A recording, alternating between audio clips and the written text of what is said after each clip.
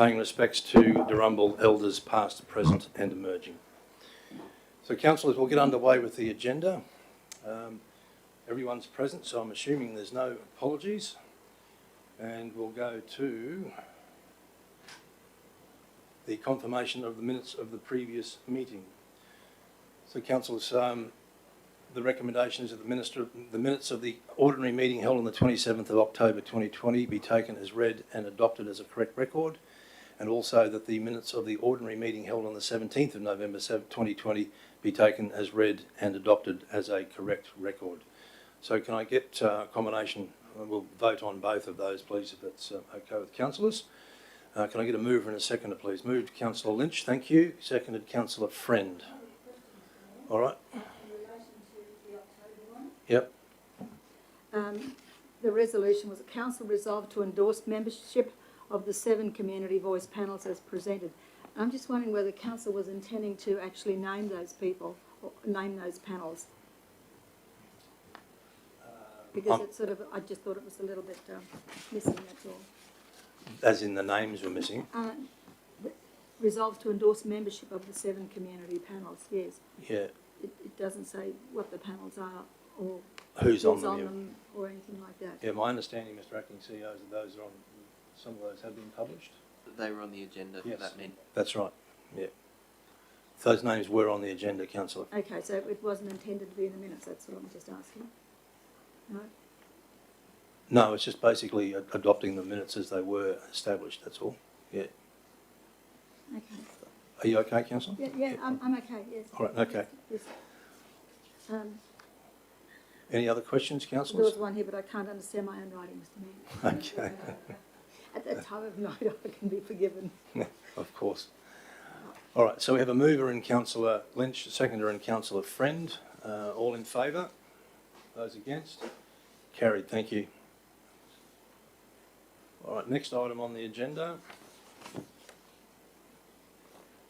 will be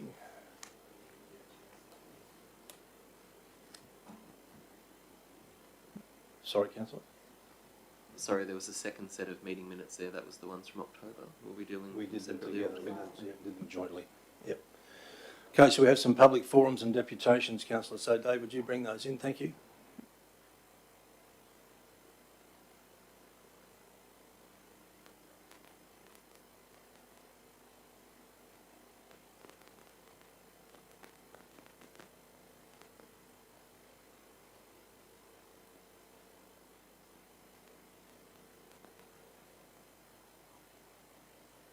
Alison was supposed to be here as well, but she's declined to come in this morning, that's all. She's got other things planned.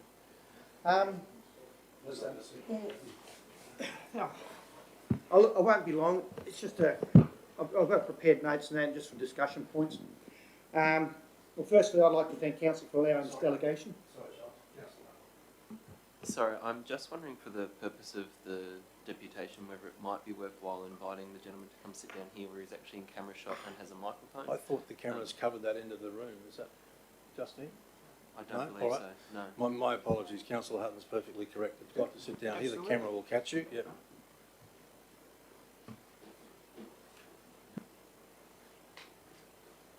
Thanks, Councillor Hutton. Okay. I'd firstly like to thank Council for allowing this delegation in relation to a matter first presented at the Council in November 19 Council election last year. There is currently a DA sitting on a desk for a proposed development at 176 Cobblewell Road for a nature-based tourism development, brackets Natura's Tourist Park. Now, as I know, there's 3 new councillors, including the Mayor here, that weren't at that meeting last year. I'm happy to answer any questions which the councillors may have on their minds regarding this development, as it's rather unique. Just as a bit of a background, this development is a result of a compliance notice that was issued by council, and we placed a question mark on it going ahead due to the compliance costs of meeting the new building codes and standards and in the infrastructure charges to be levied on the project upon approval. We made a presentation to the previous council which laid the matter on the table at the meeting over the Christmas New Year period, and at the February 4th 2020 council meeting our matter on this discussion regarding infrastructure charges was lifted off the table, It was noted in the meeting, or in the minutes, sorry, to delay the waiving or levying of infrastructure charges until after internal review of the adopted infrastructure charges was undertaken. So just to help councillors here, I'll just quickly go over the resolutions that Council 1, not waive or reduce development application fees for tourist park development at 176 Cobblewell Road, known as Savannah Park, and 2, postpone the decision to waive or reduce infrastructure charges until the internal review of infrastructure charges is completed, and was moved and seconded and passed. Just to iterate, we didn't ask for fees and charges to be waived. That was one thing that we sort of like, I wrote a letter back to council and asked them just to iterate that fact that we never asked for fees and charges. A firm belief that council needs to pay their way and the people requiring the service pay for that service. So, but we were asking them just to have a look at the infrastructure charges specifically. So I'd like to ask, has the review been undertaken and tabled to council for the adopted infrastructure charges as noted in that resolution? That was one of my questions, council. I'll probably say it's probably no, because I haven't seen anything come through minutes. So I'm just going to say that this is a sticking point for us because we don't know what it's going to cost us in the future or how much it's going to be levied on us. So yeah, we'd like that, you know, to find out as soon as we could. Delaying them till after the, you know, the development's been applied just prolongs the agony for us. Look, and just to go over things, look, nearly all the councillors present have in their public profile the desire to increase growth, tourism or sustainability, and for our future and for our region. So this is an opportunity to embrace the niche market that is naturism in Australia, and has contributed to the tourism growth without any noticeable effect on council's resources. We do have figures to support how many people we have coming into the region or returning to the region. In response to our contribution to the region, we are suffering a huge financial impost by unequal fees to be levied at some stage that we find a little bit out of balance. So in regards to that notice to be issued, I'd like just to point out some of the ongoing financial difficulties for small business in today's climate. And I do know that some councillors here do run small businesses, so they would firmly appreciate the ongoing charges and costs. So this is being treated as a new development, and so all those building codes and other relevant codes need to be applied to it. So we have to bring all our buildings up to speed and stuff like that. So that's an operational expense that will come in. But council did increase the rates at our address from rural dwelling to commercial L1 immediately on issuing the compliance notice in 2019. So the rates went up 44% to $4,983 annually with the discount. Public liability insurance has been withdrawn twice, as this product is no longer available. Insurance companies are losing appetite to insure the caravan and tourist operations in Australia overall, and this is stated in the Australian Small Business and Family Enterprise Ombudsman's report on the insurance industry issued in December 2020.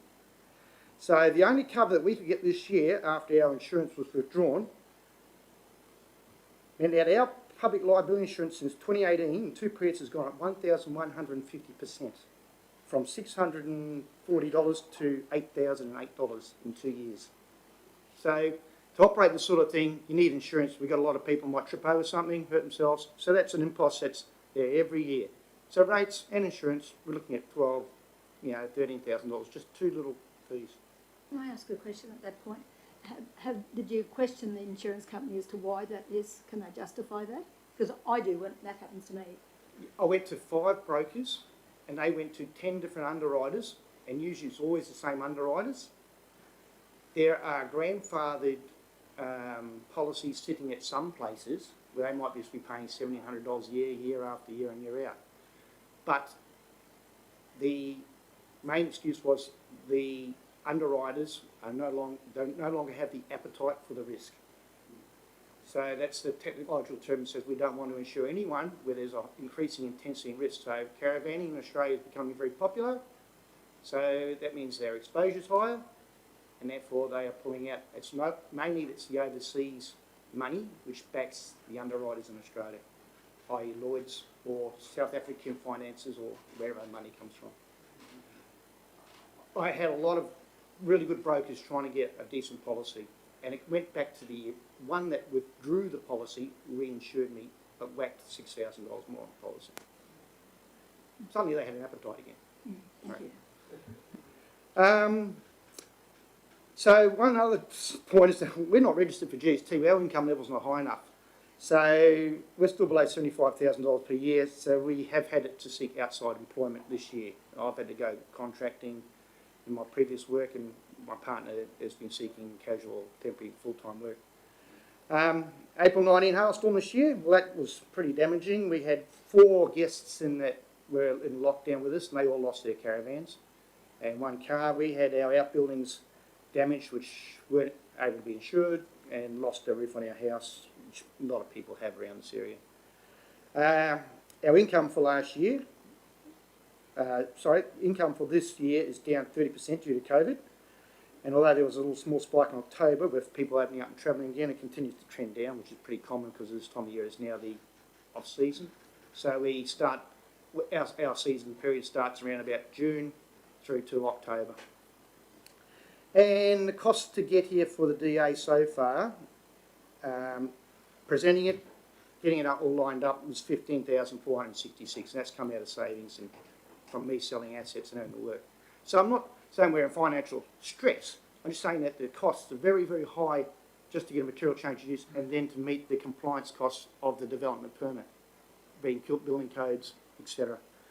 So, look, I was going to say at this point, looking forward, we're happy to I was going to say at this point, if the DA got to the table today, because I was assured there was going to be, but unfortunately didn't. That's why I asked for deputation. We're happy to comply with the conditions on Council's Office's recommendations, but I don't know what they are yet, because I would have read them at the agenda. The DA has not materialised at this meeting, and so I can't make comment on that. But I do believe, and I've talked with the planning officer in charge, and they're very happy to give an indication that it's going to be a positive recommendation with the conditions. So that's a bit of help. You know, we're happy there. Council has asked for another extension to get it through to the next council meeting, and we'll have to obviously agree to that. We can't say no, you know, we want it now. But we do need a decision soon on it because we need to know our future going forward. So yeah, that's pretty much as the forward bookings for next year are filling, but now obviously that could change with another outbreak. A lot of people from Victoria and South Australia come here. So back to the infrastructure charges. I'm just trying to rush this through. Since 2012 to 2018, the infrastructure charges for Livingstone Shire Council for this development have increased by 136%. So those figures I've got from the council website on past adopt infrastructure charges scales, and now what they are now. So that's, in 6 years, it's not actually just putting up 136%, it was the creative accounting around changing the distribution of the charges, big 5 charges. You know, now it's 50% roads and trunk and 9% parks for what we'd pay. So they changed the split up of it. So that's why it actually went up 136%. So infrastructure charges would be levied on this development around $48,000 to $63,000, depending on the decision based on today's fees. That's if we get a discount or not on our current building. So I know they haven't done the review yet, so I was just suggesting that I'm looking at a nearby local government area and the exact same development next door would cost us in infrastructure fees and charges $29,160 rather than the $62,000 that is not taking discounts into account between Livingstone and the next door neighbour. So when you look at that, we're going, hang on a second, you know, that's a big difference, nearly $30,000. So that's one thing that probably it needs to be looked at because their scale lessens in urban or rural zones and obviously increases in the urban zone, the development would be $97,000. Charles, did you say 29 as opposed to 63? Yes, $29,160 for the same development in next door neighbour. Did they say what those infrastructure charges involve? Yes, that'll be for trunk and parks. But they only allocate the 2, so it'd be like 95% to trunk and 5% to parks. So you had like water and sewage there? No water and sewage, no. Okay. We only be levied on trucks, trunk infrastructure and parks and amenities. So what do they call trunk?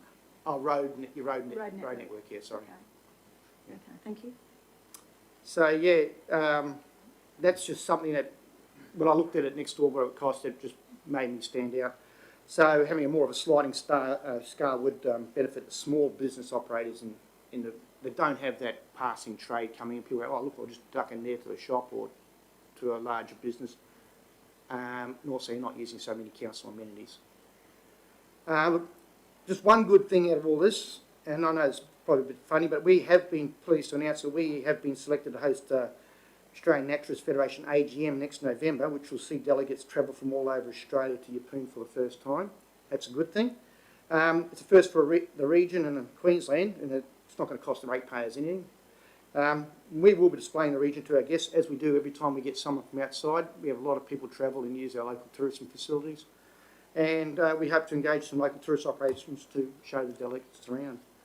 So I'd like to thank you for your time, and if anyone's got any questions, I'm pleased to answer them. Just one more question. What would you consider your capacity would be for that AGM? Well, currently all our on-site is booked off, so there'd be 10 people at least, and then there's some bringing their own caravans, and most of them are going to be staying, anywhere between 2 days to a week. So I would say probably anywhere about 12 to 14 guests.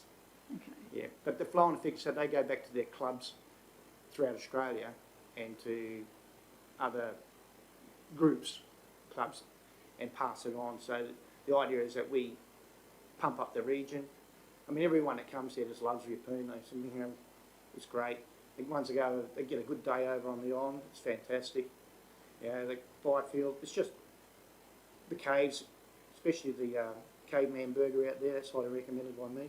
So yeah, it's just a good place for people to come, and we've got perfect climate for our particular industry. So yeah. Charles, question if I could through you, Mr. Mayor, to Charles. Well, what's your capacity there, Charles? If you were full, what would the numbers be? We're 21 van sites and one cabin, or 21 van and tent sites, and one cabin is what we're asking for in the development. We won't go any bigger under our ownership.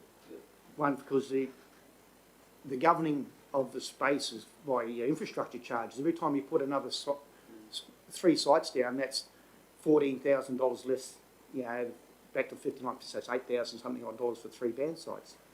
And then you got your infrastructure facilities, power, water and sewage, which adds to increase. So that's our thing. So you double that if you've got 2 people. We don't have children. We don't have pets because we're going for nature-based. We have a very unique nature out there, a lot of cycads, a lot of wildlife. It's hard to protect the wildlife because we've got dogs either side roaming around. We've got foxes sighted on the property the other day, and I'm a bit concerned about our curlews. We haven't sighted them for a month or more. So, that's the whole idea. We're just trying to preserve this little bit as it is now, with, other than that, just making things stronger, but not increasing the capacity or the intensity. So it's quite a boutique sort of size, I guess, in its intimacy there. Oh yeah, when we had one busy season, we've had people say, I'm coming in on this date, saying you come in when we tell you to because there's no room. So it'd be one out, one in, and then all of a sudden it will dry up in November. And but that's because everyone goes back, and it is a big industry. Everyone knows here from tourism figures, $2 billion a year in caravanning into Queensland or whatever it is. It's huge, and we're capturing a small portion of it. And I do know that council are looking at increasing, RV facilities in Yeppoon. So what we do is, we're stopping off people going, they shop.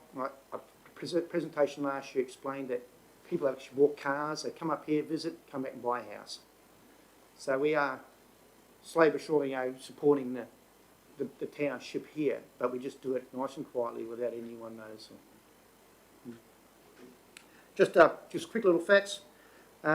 This calendar year to date, we've had 240 return guests, 205 new guests that have been to us first time, and that's in 3 years, visitors, 6 internationals. Unfortunately, so a total of 451 individuals this year under COVID. And that's 205 new people that have come to Yeppoon that haven't usually, or come to stay with us that haven't usually been there before. So we figure that, you know, our popularity will grow to the extent we'll be at capacity. And so that means that we're not going to cause any more issues, but we're going to have a constant, hopefully it will increase our season width, so we get more people coming in. Yeah. Through the mayor, I'm just wondering how you advertise your business. Is it, you got Facebook and a website and everything? We have Facebook, we have a website, and we have advertising internationally and throughout Australia through the community magazine, TAN, which if you guys were here last year saw the front page that I brought in, that we organised a cruise over the Keppels and got a front page of a pretty good photograph, which, you know, showed everyone in Australia about the Keppels, and which is our main draw card, obviously, to this region. It was pretty good, yeah. Sorry? No? All right, thanks very much for that. No, I do have handouts of what I've actually said here. So I'll, yeah, it's smart. Thank you. Okay, thanks so much. Thanks so much. Merry Christmas. Thanks, Merry Christmas, everybody.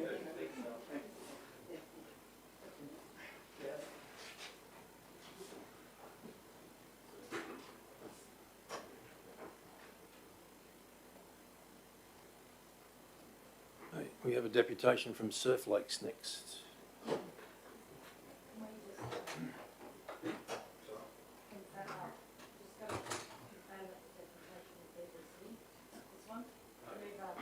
Thank you.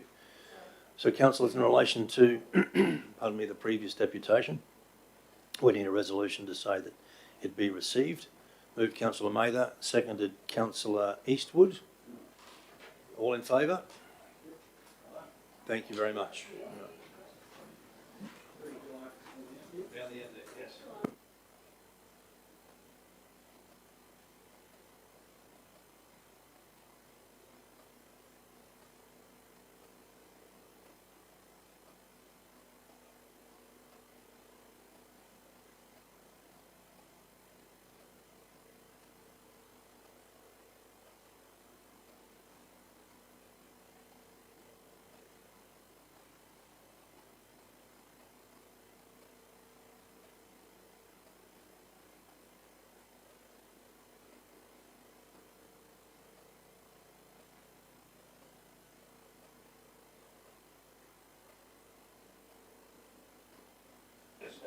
So members of the community on live stream, please bear with us. We need to connect some technology for this presentation.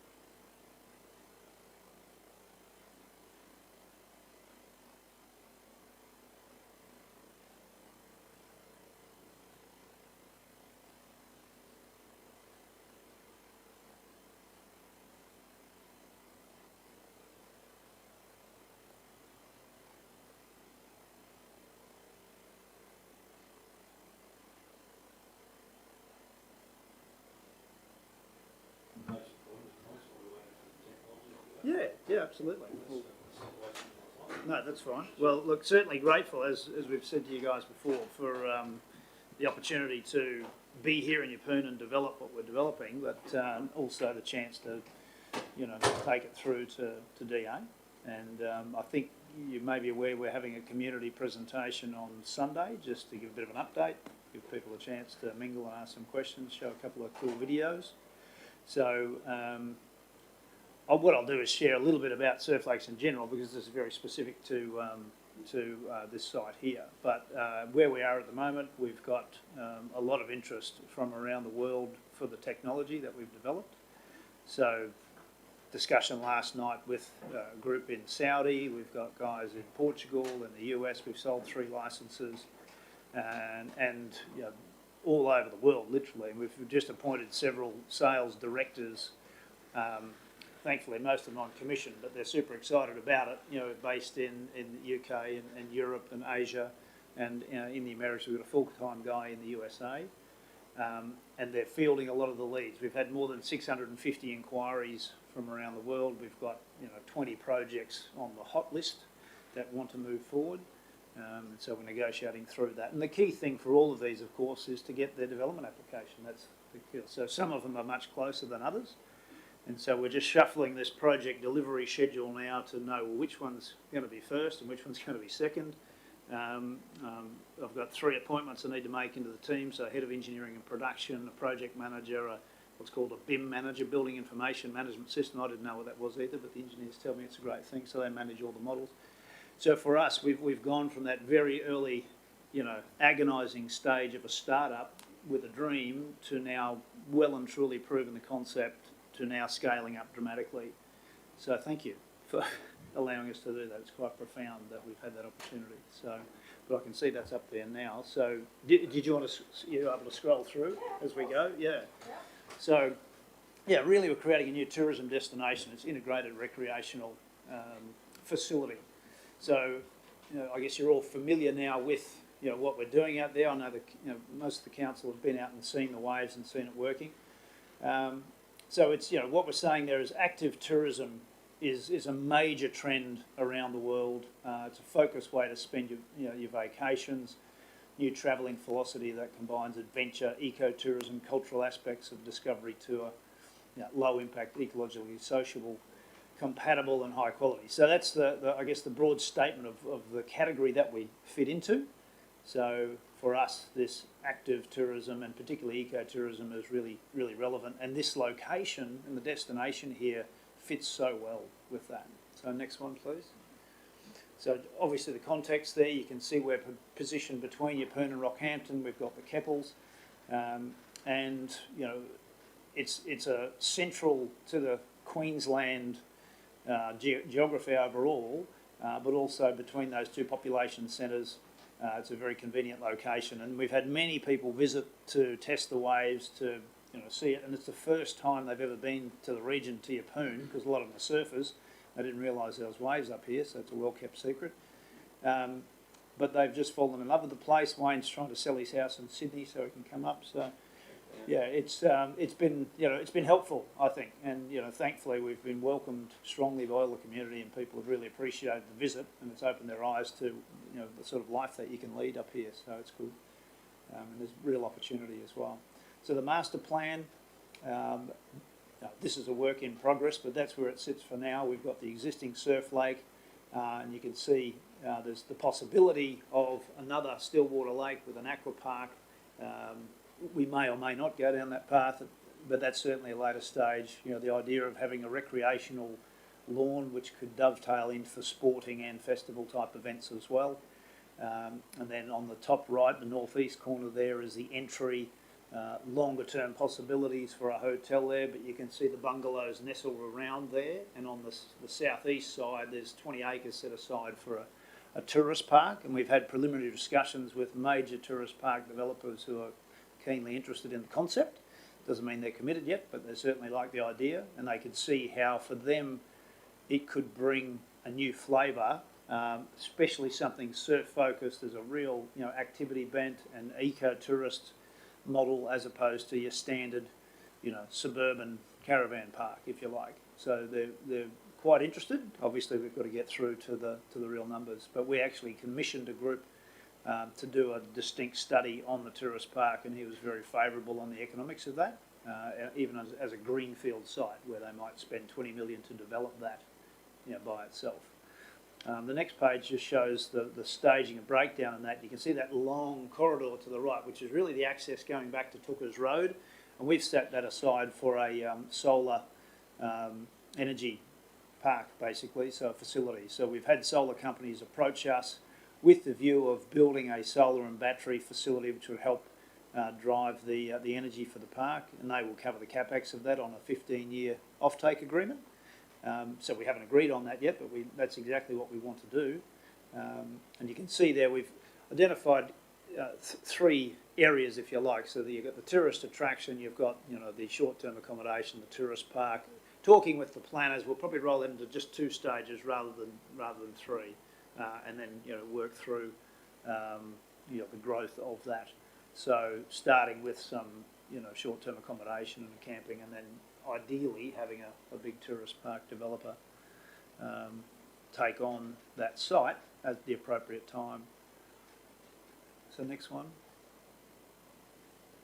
Yeah, and that's just talking to the sequencing plan as it is now. So it's a work in progress. We would hope to have it ready for submission by February. Christmas always slows things down, but people need a break. Next one.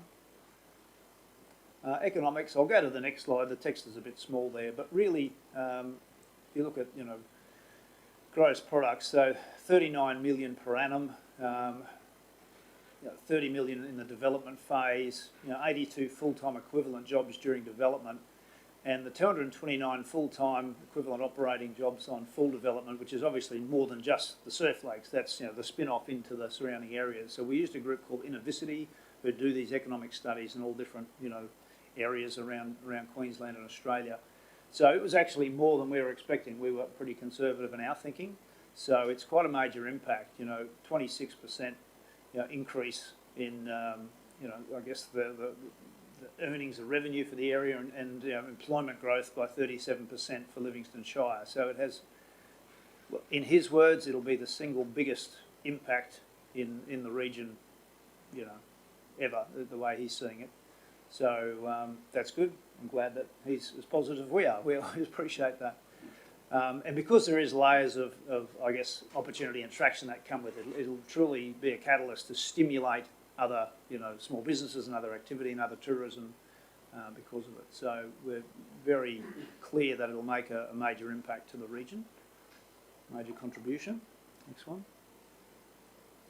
In terms of social impact, I mean, the obvious ones are CQ board riders who have been involved helping us with that process. It's there's a lot of other opportunities for people to get involved in and around, whether it's a coffee van, whether it's running a restaurant, whether it's connecting in to the the trade from it, other accommodation centres, but particularly sporting and community groups that want to use it for their Christmas party. They want to come out with a corporate day. We've had discussions with high-end sporting groups that want to bring their annual training event, to the surf lake where it's something different. They can stay there, particularly if you've got a big sporting field where they can, whether it's a rugby or a soccer team or what have you, they can do their thing and then they get to play in the lake as part of that activity as well. So that wasn't obvious to me when we first were looking at this, but there's a lot of other connected benefits in the sporting space beyond just surfing as well. So that's really good. And on the next slide, we're talking about cultural heritage and environment. For us, we've gone clearly out to the public and stated that we want to be sustainable as possible. We've signed up with a group called Stoke Certified. They're a fairly new organisation, but they've got a very rigorous process which guides the whole sustainability in design and in practice as well. So they're working with resorts and surf resorts, and they're actually developing a specific standard for surf parks as well. So we're already signed up as a member of that, and we're incorporating that into our design through this DA. Not that we're going to claim to be perfect from day one, but the whole point is if you're deliberate about it, then and incorporate that in with the design, you can put your hand on your heart and explain to people how you're progressing in your not just low impact for the environment, but how you're adding value to the environment and adding value all the way along. So that's really good. It's being well received. And what's interesting, there is such an appetite for that around Australia and the world as well, that it's you do the right thing and it positions you well to get favour from others. So, for example, we had a discussion with a group in Portugal who've got 2,000 acres south of Lisbon, which is I think it's a World Wildlife Fund listed project, and they're rehabilitating an old sand mine. They want the whole thing to be connected in a series of biofiltered lakes with the surf lake as part of that infrastructure and their big 2,000 lot development. So it's really interesting that we're really pleased that the team has got behind this and pushed it forward, that we really want to push that sustainability approach, and that attracts others in the process, as well as hopefully funding for that. So just so you're aware that that's the pathway we're on. We're not going to deviate from that, but just don't expect us to be perfect from day one. It's a work in progress as we go through. But it's important to note that the company values, again, we have a very strict social consciousness and very strict environmental consciousness. And going back to the previous slide, again, looking after the various segments of the community, we want to become an asset that everyone's proud of. Yes. And this actually feeds into that. It's something that people will go and tell their friends about. People will come and holiday there and say, wow, what a fantastic destination. It's giving back in so many different ways. And that's what's built into the company DNA, and we want to follow that through, and obviously your firm will spearhead that. That's right. Wayne's been a real champion for that as well. And from the cultural heritage perspective, we certainly want to have an Indigenous engagement strategy.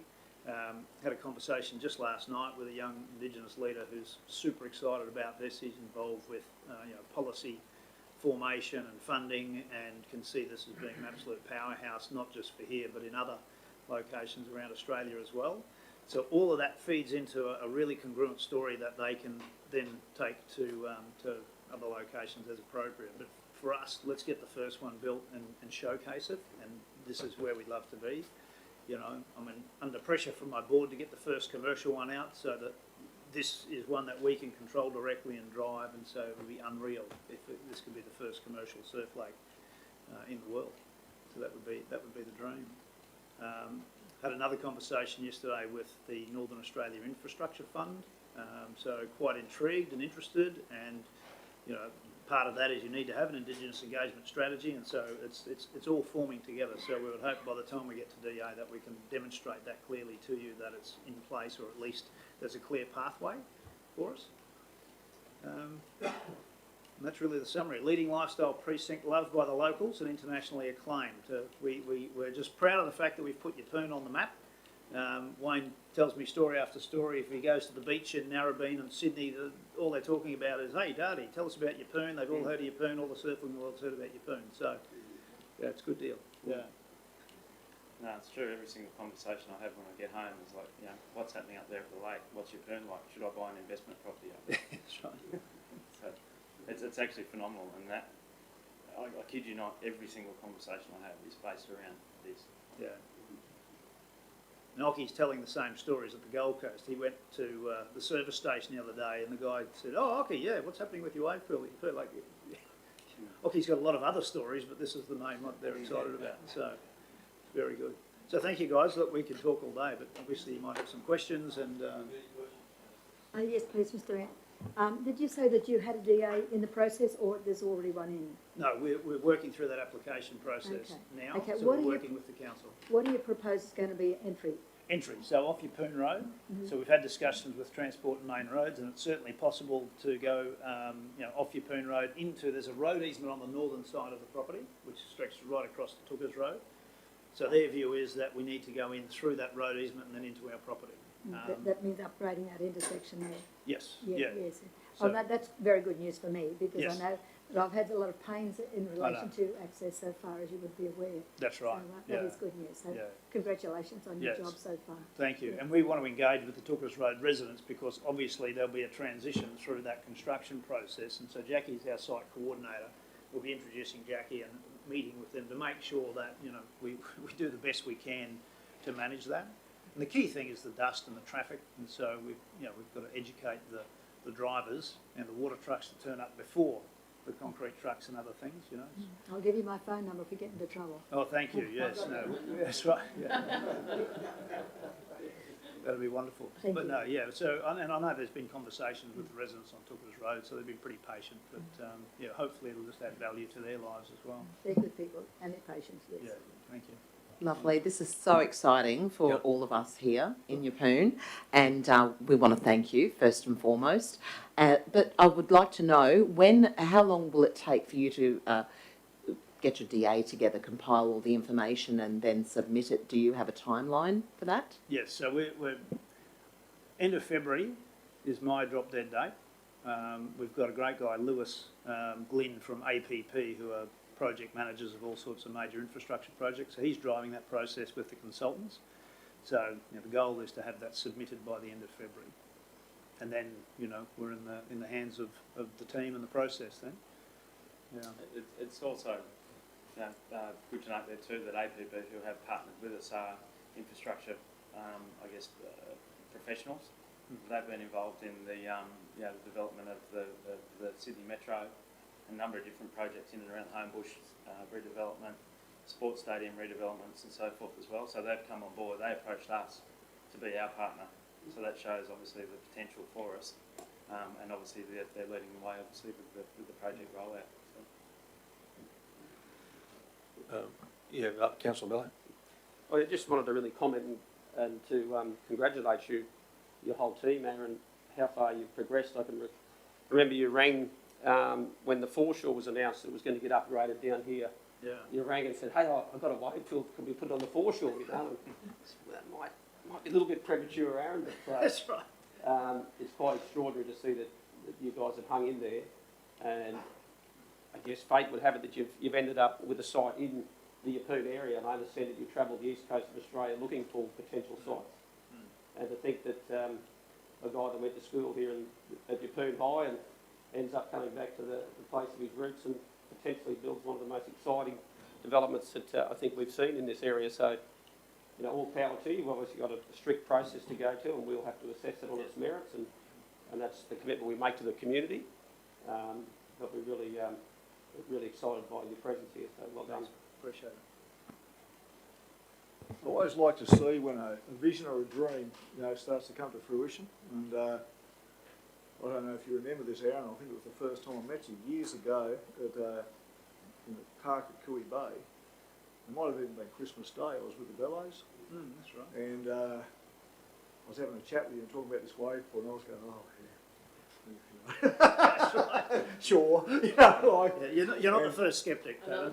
But it's just it really is remarkable. If you don't have a vision or a dream, and you've got no basis or nowhere to come from, and it's just fantastic to see this happening, and not only here but worldwide, and the benefits can we give to surfers worldwide and to families and to just tourism. It's the way I think that this eco-tourism, sport tourism, is a whole new thing. It's fantastic. Yeah. Thanks, mate. Any other comments or questions, Councillor? Just very Councillor Lynch? quickly, a massive congratulations, and just for the community to recognise that your organisation, transparent, integrity, just fantastic, innovative, and I just think you guys should really congratulate yourself, and we're really excited to see what's going to happen. So, yeah, congratulations. Anyone else?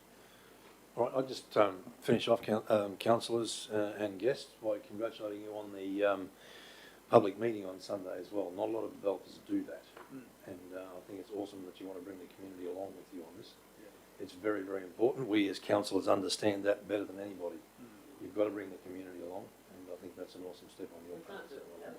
Exactly right. That's right. Exactly right. But as I said, not a lot of developers do it. Thank you. Wonderful. Thank you very much. Thanks so much. Appreciate your time. Really good. Thanks, Brett. Good, mate.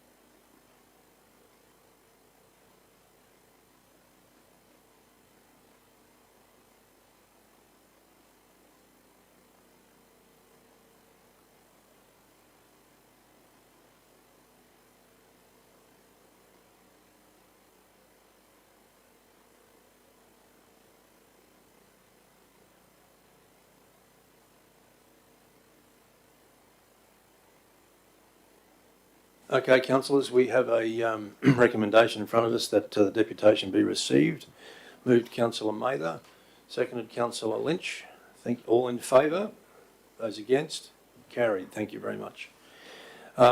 Councillors, we have a procedural motion to deal with as well. The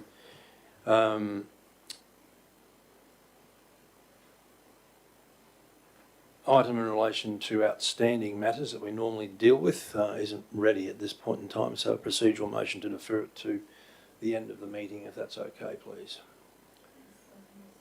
Moved Councillor Mather, seconded Councillor Eastwood. All in favour? Thank you, carried. All right, so we'll move to 13.1. CQ Regional Organisation of Councils. 11.1, I'm sorry, did I miss one? Oh, I beg your pardon, yes, I did too. Okay, so Planning and Strategic Infrastructure Voice Panel update from the meeting held on the 25th of November 2020. So, Councillor Hutton, can I pass to you please on that one? As presented, it was not in the true sense our first meeting, rather it was an induction session, so you'll see that we went through the Livingstone 2050 community plan as well as the 10-year corporate plan with members. We'll have our first meeting, our first formal meeting in the new year.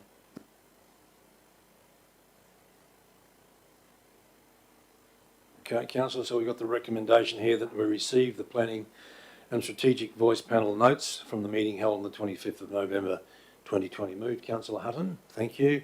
Seconded Councillor Eastwood. All in favour? Those against? Carried, thank you.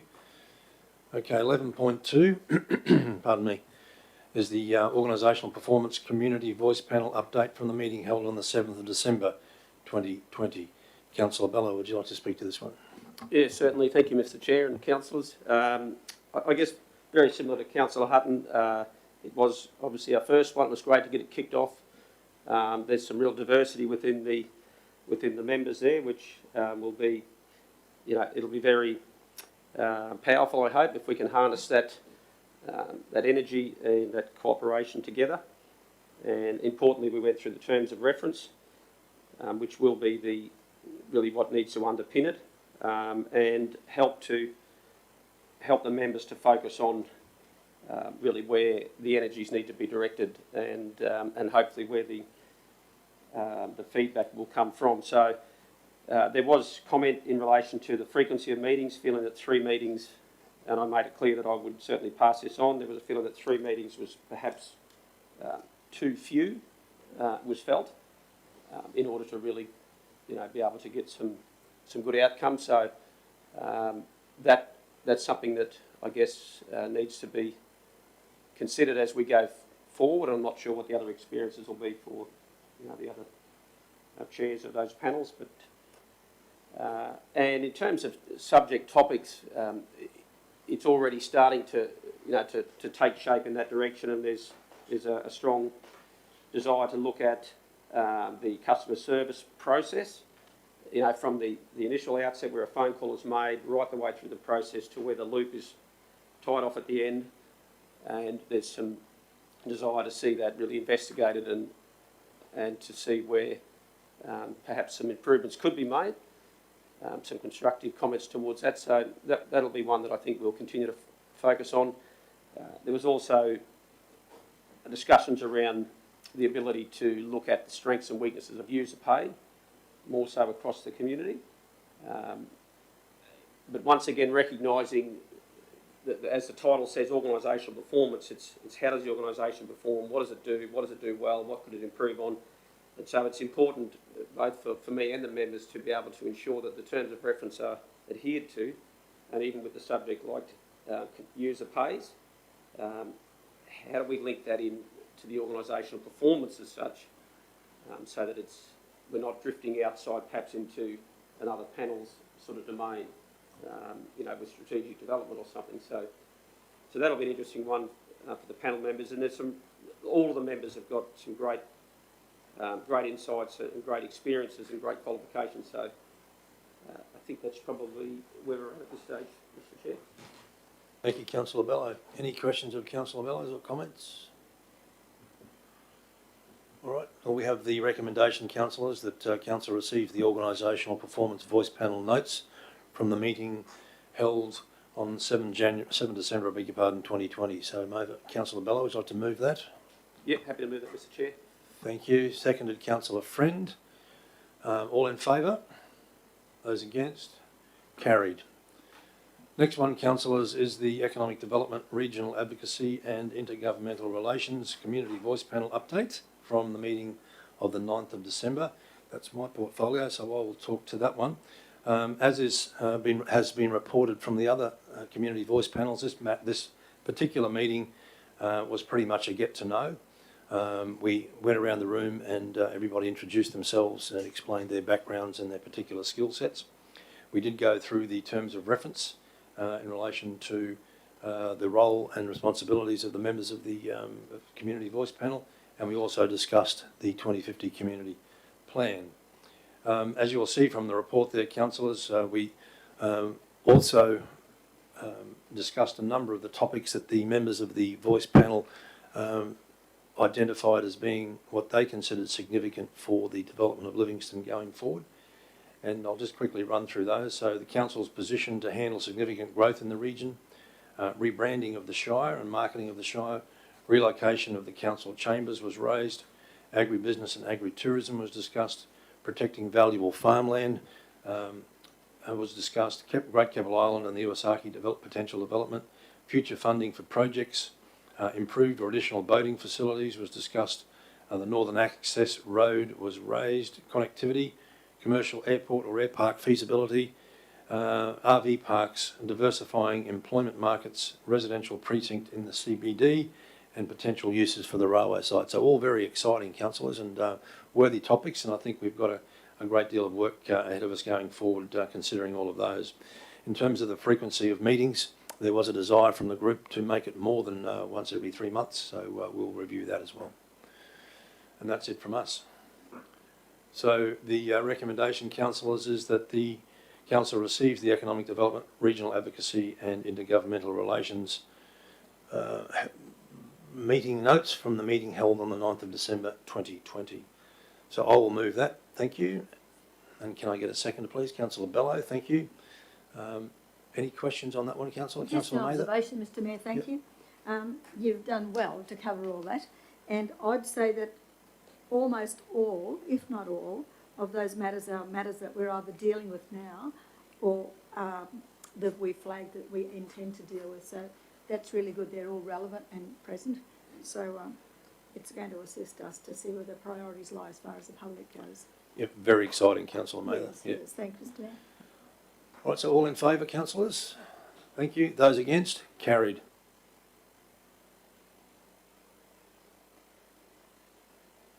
So am I good to go to 13.1 now, Mr Acting CEO? Correct. Thank you. Yeah. Well, that was exciting as well. Councillors, 13.1, the Central Queensland Regional Organisation of Councils, authorised delegates report, and I will ask the Acting CEO to speak to this, please. Thank you, Mr Mayor. So, councillors, in August, Council resolved to enter into a beneficial enterprise with the fellow councils from the Central Queensland organisation, being Rockhampton, Banana, Gladstone, Central Highlands and Woorabinda. As a result of that, it's been identified that each of the councils now need to resolve who will be the person voting on behalf of the organisation when they're participating on this body. So the resolution you see there identifies that it will be the Mayor. If the Mayor is absent from that meeting, it would be the Deputy Mayor, and if both Mayor and Deputy Mayor are absent, it would be the Chief Executive Officer for Council who would have that voting right at the time. That reflects the membership that's been resolved by Council again back in August, which identified appointing the Mayor, the Deputy Mayor and the Chief Executive Officer as delegates to that organisation. Thank you, Mr Acting CEO. So, councillors, the recommendation is before you, so I'll get a mover and a seconder and then we'll go to debate on that. Yes, Councillor Mather. Yes, thanks. Looking at budget implications, it says here there will be some costs associated with the participation with the organisation. which will be shared between the member councils, which will be in the vicinity of 4,800. Is that total? Is that the total collective? Is that 4,800 each? Mr. Acting CEO. My understanding that's each. That's each.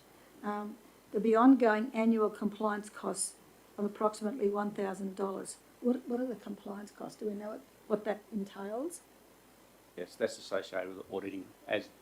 Because you're a incorporated body, there needs to be an audit done, and so there's costs associated with that. So we'll be up for 4,800 plus 1,000 every year. Is that 4,800? That's upfront, is it? That's a one-off the cost. establishment costs. Yeah, Councillor, okay, yes. that's fair enough. Well, that's all I had, Mr. Mayor. Thank you. Thank you, Councillor Mather. And Councillor, I take the opportunity of just endorsing our membership of the CQ ROC. Not that it's part of the recommendation, but ultimately, what's good for the regional organisation of councils is good for Livingstone, in the sense that we are now taking a regionally collaborative approach, so that ultimately, if a project of significance comes to any of the councils, and at the moment Central Highlands is following their inland port project, and that is significant in terms of grain and also other ancillary developments that go on in conjunction with enterprise at and around Emerald. And they've established a rail line from the main rail line into this particular project, and the idea is that they will actually have ancillary industries that will support grain as well as other particular initiatives, so that processing can happen in the Central Highlands rather than sending product away to Brisbane, have that processed and then have it imported back into the Central Highlands region. So for them, that's a smart move, and from the grain growers' point of view, all of this initiative will save them approximately 7 cents a tonne in freight. And when you consider the amount of tonnage they get per acre and the number of acres regionally that are farmed there, it's a significant amount of money that's going to be saved. So all that goes back into their economy. And of course, what's good for them is good for us, because they come to Livingstone, they come to our caves, they come to our beaches, they holiday here.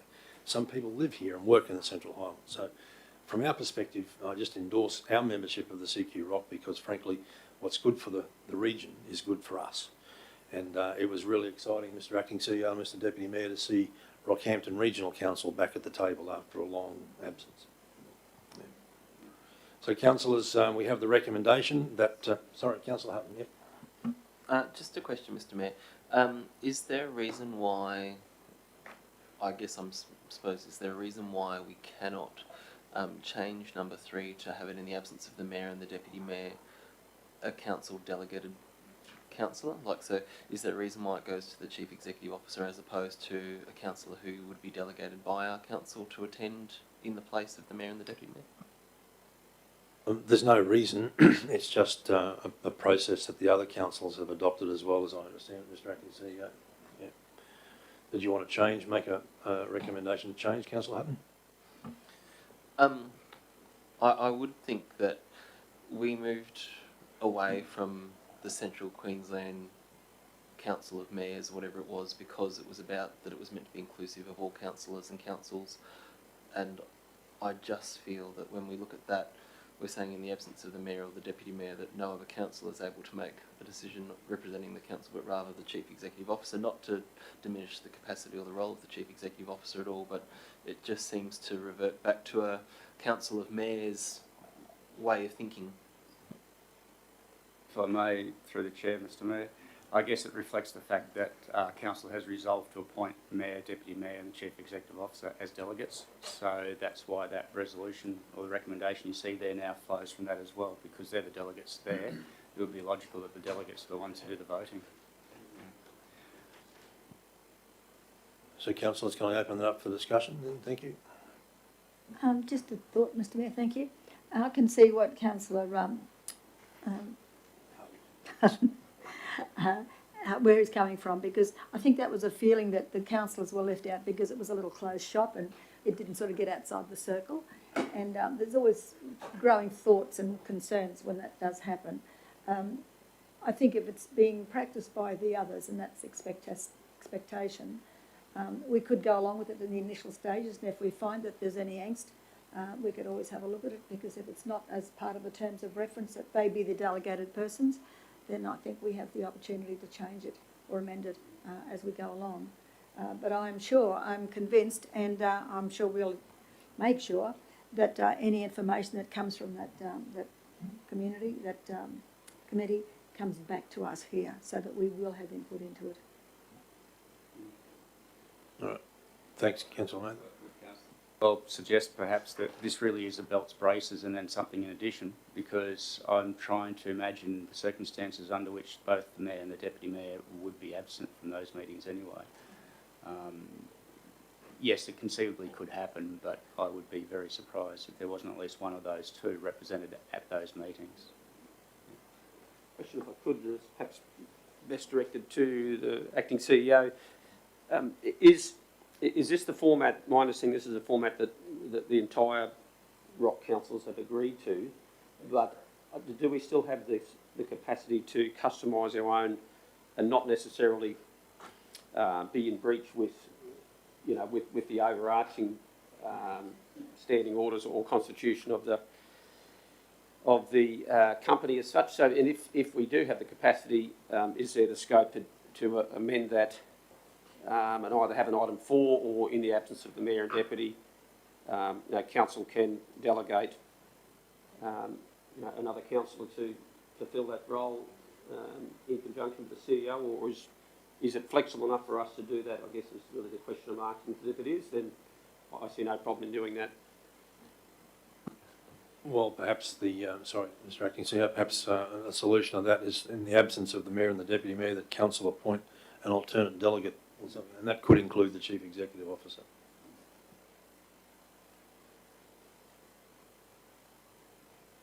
Well, you've already appointed delegates, and I'm not sure whether you could then, if you're not a delegate, could you turn up in order to vote? I'm not convinced you could, but I'm not a company constitutional lawyer by any stretch of the imagination, so I'm not prepared to give a definitive answer on that. But I would have thought that if you're in order to be a voting person, you'd have to be a delegate in the first place. Could then, Mr Chair, is it possible for us to seek further advice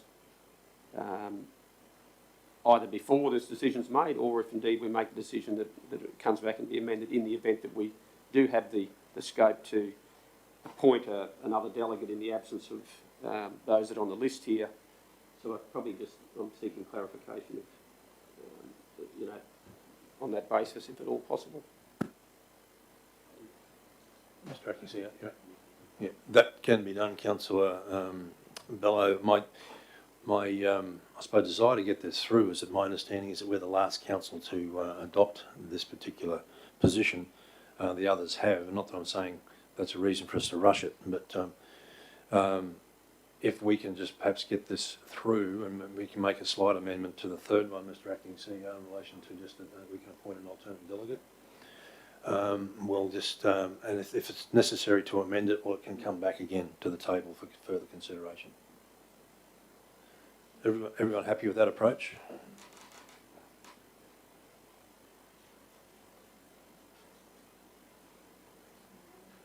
An alternate delegate will be appointed.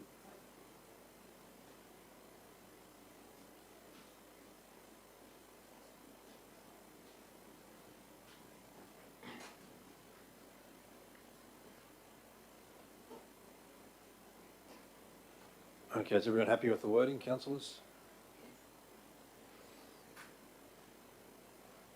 All right, so may I have a mover and a seconder, then we can go into debate. Moved Councillor Mather, thank you. Seconded Councillor Lynch.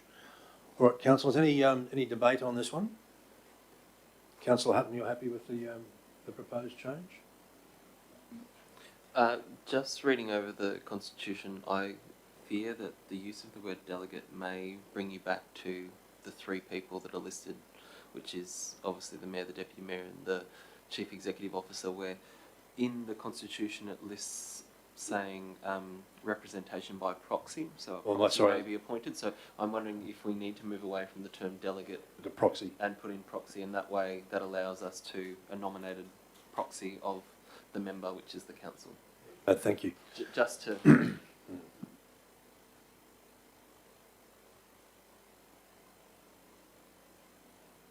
Thank you, councillors. All right, so we've got a mover and a seconder in Councillor Mather and Councillor Lynch. All in favour? Those against? Carried. Thank you.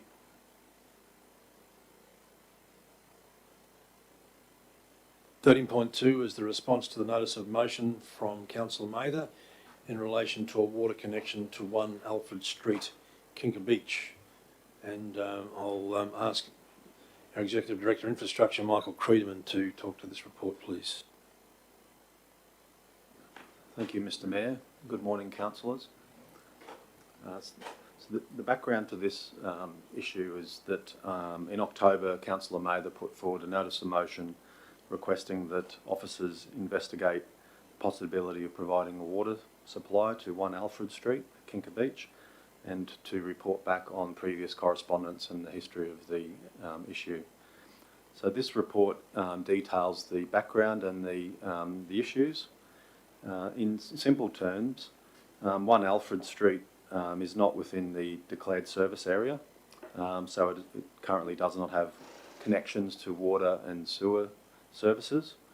The property owner has, on a few occasions, requested that council look to provide a connection, and in the attachments to the report there are correspondence back and forth between the resident and council officers, both Rockhampton Regional Council in 2012 and also Livingstone Shire Council in 2018.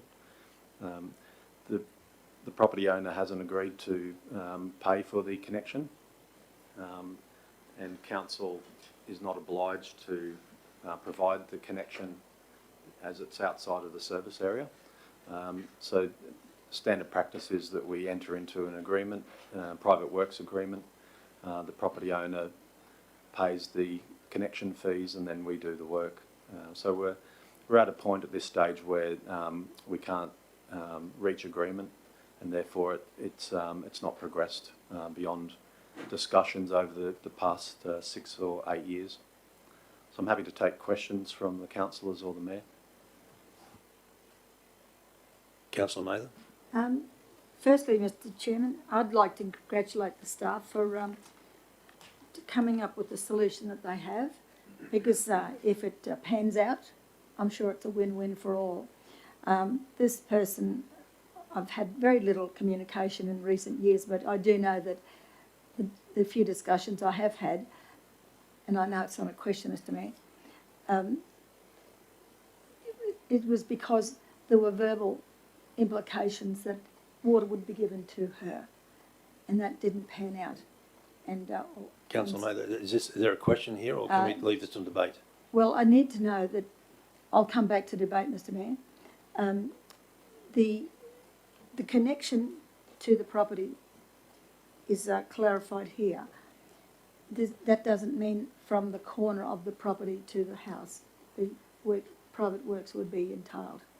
Would that be included, or would that be a separate private matter between her and her plumber?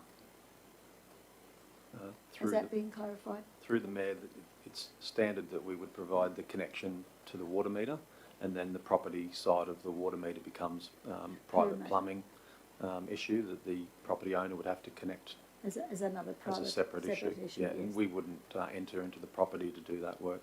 Yes, thank you. Just need to clarify that. I'll come back later, Mr. Mayor. Thank you. Thank you, Councillor. Any other questions? Councillor Lynch? Yeah, just a question quickly. I'm wondering if you have contacted the developer to see if they would contribute towards the property owner for connection. Thank you for the question, Councillor. So within the report, it has some commentary around there's a current development application, and our officers have been negotiating with the developer to provide a connection.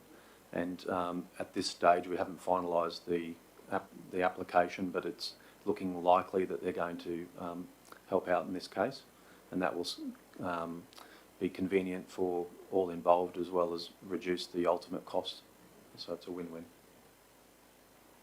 All right. So just a question. Councillor Eastwood? Yeah, just a question there to the officer. So would that reduce the cost below the 6,000? So within the report, I'm just trying to find the right spot. There is a comment around that.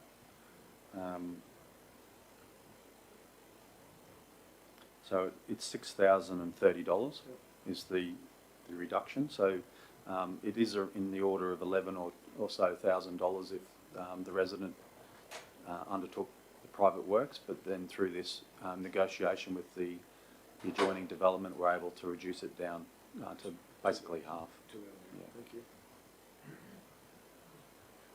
Any other questions, councillors?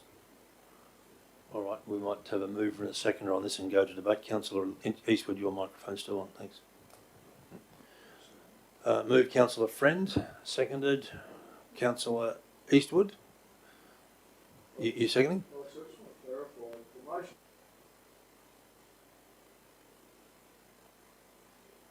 Okay, we need a mover and a seconder, Councillor Mather. So you're each seconding, Councillor Eastwood? All right. So, all right. So, okay, Councillor Mather. I'd like to ask the mover and seconder if they would add, and I know where Councillor Eastwood's coming from, because it just basically says we receive it and doesn't state we're going any further or intend to go any further. I would like to ask the mover and the seconder if they would add and proceed with negotiations in line with the report. It doesn't mean to say that we are committed to anything, just to further the report as it sits here.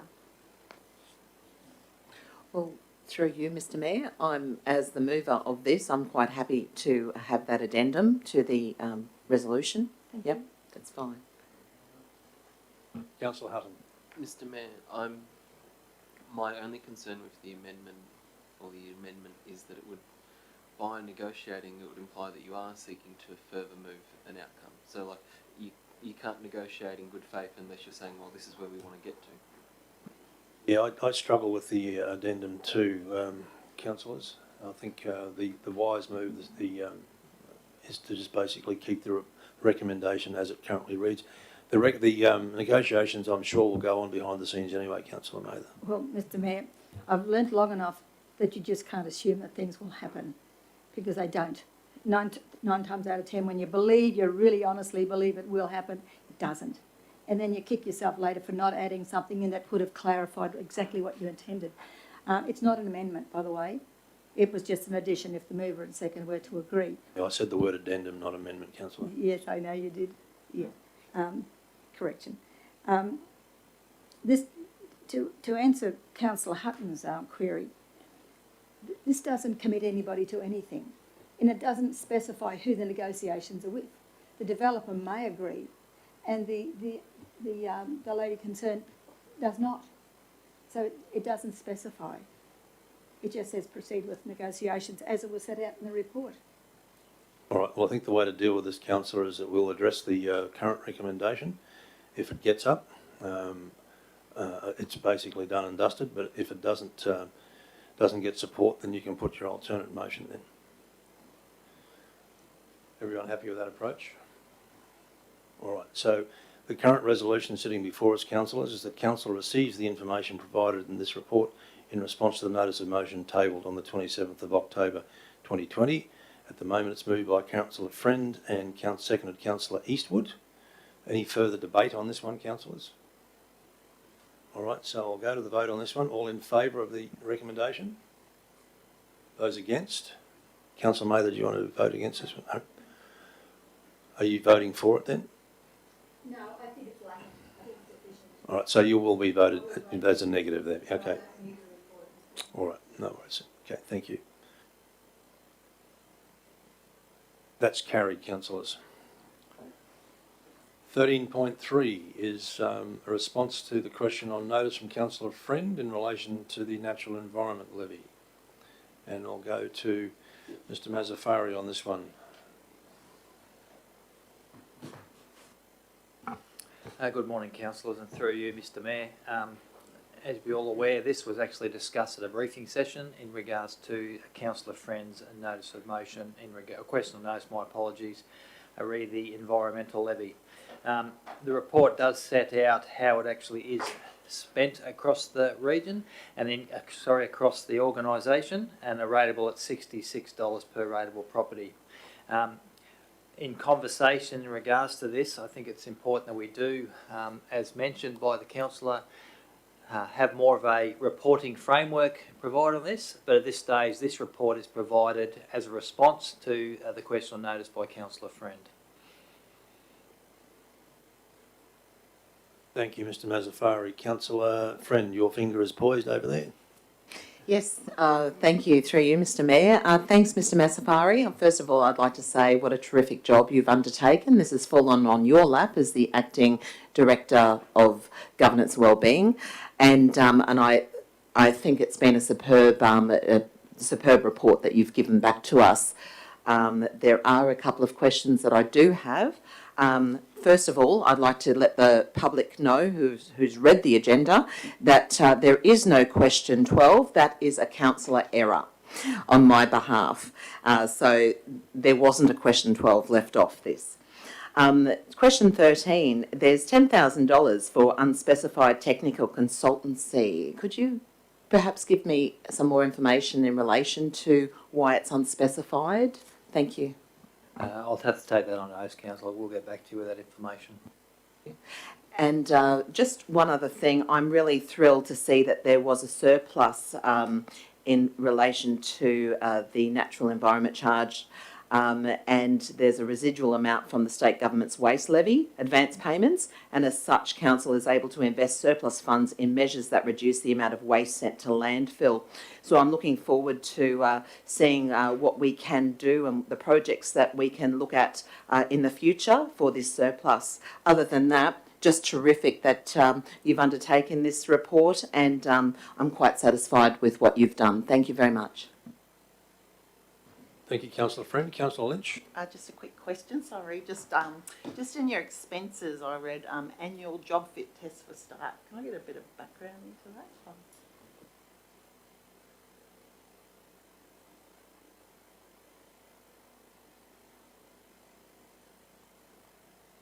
So there are, for example, some staff who we test annually associated with chemical and exposure to that, so pest management officers, etc. So there, again, do we have to? No, but we do it just out of a staff welfare, I suppose, perspective. And there are some staff, again, who we have to put through fitness for duties as well, because they're either working remotely or the physicality of what they have to do. All right. Any other questions, councillors? And Councillor Friend, can I just make a comment? Your comments are probably more relevant for debate rather than given there was no question in there. Noted. Thank you, Mr Mayor. Any other questions, councillors? All right. Councillor Friend, would you like to move this report? Thank you. Thank you. Can I get a second? Councillor Hutton, thank you very much. Okay, councillors, we're in debate, so any further comments in relation to this report? Councillor Hutton, thank you. I would like to acknowledge and thank Councillor Friend for providing a level of transparency to the community in terms of how this levy has been charged, and I know from previous conversations outside of council formal meetings that we are looking to seek to provide further transparency around the various charges and how they're levied, but also what the response the community receives from that. I think one of the great outcomes from this is not only does it give line of sight for the communities to exactly what their $66 goes to, but in a case where we, as has been in this case, where a surplus is identified, it gives pause for council to consider, does the levy need to be $66 in future years, or actually can it be drawn down to match expenses, in which case, you know, there's potentially not only a cost saving for the community, but also a truly solid identification of what are the projects that we're funding. And I think, you know, investing the surplus in additional projects is fantastic, and it was the responsible thing to do, considering it's very hard to give everyone a check back for $1 or however it may come out.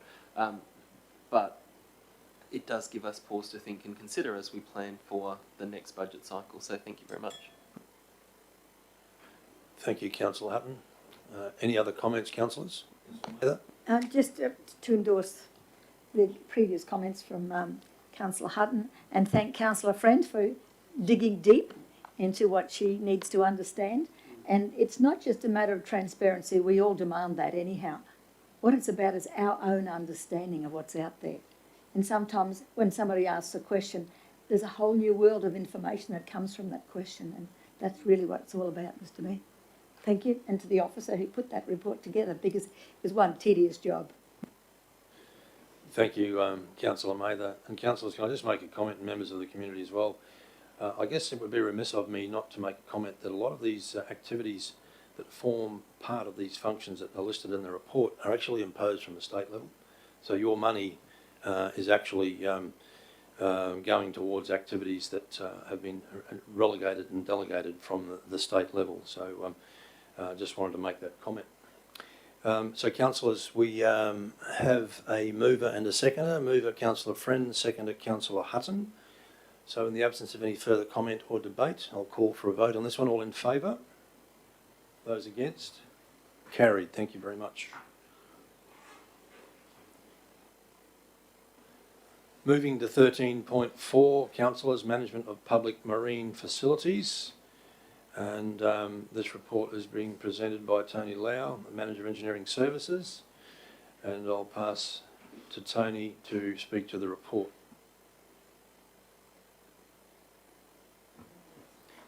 So, following the previous reports and the latest correspondence from the Director General for Main Roads, essentially officers feel that they have agreed to everything we asked for. So our recommendation for this report is pursuant to Section 459 of the Transport Infrastructure Act 1994, Livingstone Shire Council consents to the appointment as manager of the following public marine facilities: the floating walkway at Banksia Road, Stanage Bay, floating walkway at Corbett's Landing, floating walkway at Thompson's Point, and the floating walkway at Spencer's Road, Zilsey. So just to remind Council, we are currently, we have agreed to had consented to be facility managers of all the boat ramps, and so these floating walkways are essentially at some of the existing boat ramps. So the other point was, the main point for officers was that Main Roads have agreed to indemnify Council against all damages. So our second recommendation, Livingstone Shire Council consents is subject to the Department of Transport Main Roads indemnity against structural repair costs for damage sustained to the floating walkways and breakwater, as detailed in its letter on the 12th of October 2020. As you recall, that letter, the Director General has provided that indemnity. And then the third is regarding to the additional operating costs. And so the Director General of TMR has agreed once again that they don't expect Council officers to carry out any more inspections other than what they're currently doing with the boat ramps. So third recommendation is that the Department of Transport and Main Roads be advised of Livingstone Shire Council's decision, and that Livingstone Shire Council will carry out an annual scheduled inspection in conjunction with the current practices for inspecting boat ramps, and carry out unscheduled inspections when staff are in the vicinity or there's requests for maintenance from the general public. So I'm happy to answer any questions. Thank you, Tony. I have one question initially. This is subject to a formal agreement with Transport and Main Roads? Yes, it was just, I believe we just respond with a letter saying whether we would consent or not, Yeah. According to the resolution. And is there a time frame in relation to this? Is there, if it's an agreement, then how long does the agreement last for? I believe it's forever. It's actually included in the schedule of the Act, of the regulation, sorry, until the regulation is changed, and it's forever, basically, I believe. Thank you. Any other questions, councillors? Yes, Mr Mayor, thank you. Tony, has the legal opinion been sought in relation to the indemnification? I mean, it's an agreement, it's not a contract, it's not a formal contract. No. So we would seek for the agreement a specific clause placed in the schedule. In the schedule, in the regulations, I can't recall, it's been a while since I read it, but there are, in the schedule, it outlines what the any specific conditions. And so that we would be seeking to have that condition in the schedule itself, so it's there. Well, so we haven't had a legal opinion that you're aware of? in relation to the indemnification? I mean, someone can say, I'll indemnify you, but it's got to be in, you know, when it's put to the test, sometimes these things are shown to be deficient. Yes. And they mean well, we know what the intention is, but it's not worded in such a way that you are exempt from any liability. Yep. That's my Good concern. point, councillor. We can seek legal advice just to confirm that. Yes. Thank you. Thank you, Councillor Mather. There is a case outstanding, or not outstanding at the moment, but in dispute, Tate versus Gundawindi Regional Council, which is somewhat akin to the issue of indemnification that Transport and Main Roads has walked away from. So we'll seek that legal advice if that's all right, Tony. Yes, Thank definitely. you. So in terms of relation to this this recommendation, are we basically moving that this lay on the table pending I'd say move, further Mr. Mayor, advice, legal advice? Mr Acting CEO, you happy with that one? All right. because we need to know what we're getting into, Mr. Mayor. All right, so can I get, we have a recommendation before us that this lay on the table pending further legal advice. Councillor Mather, you're moving this Yes, one? thank you, Mr. Mayor. All right, can I get a seconder? Councillor Eastwood, thank you. All right, debate? Yep, council? Yep. You're right, it's a procedural motion, my apologies, yeah. All right. Councillors, in the absence of any further debate, I'll just go to the vote on this one. All in favour? Thank you. Carried.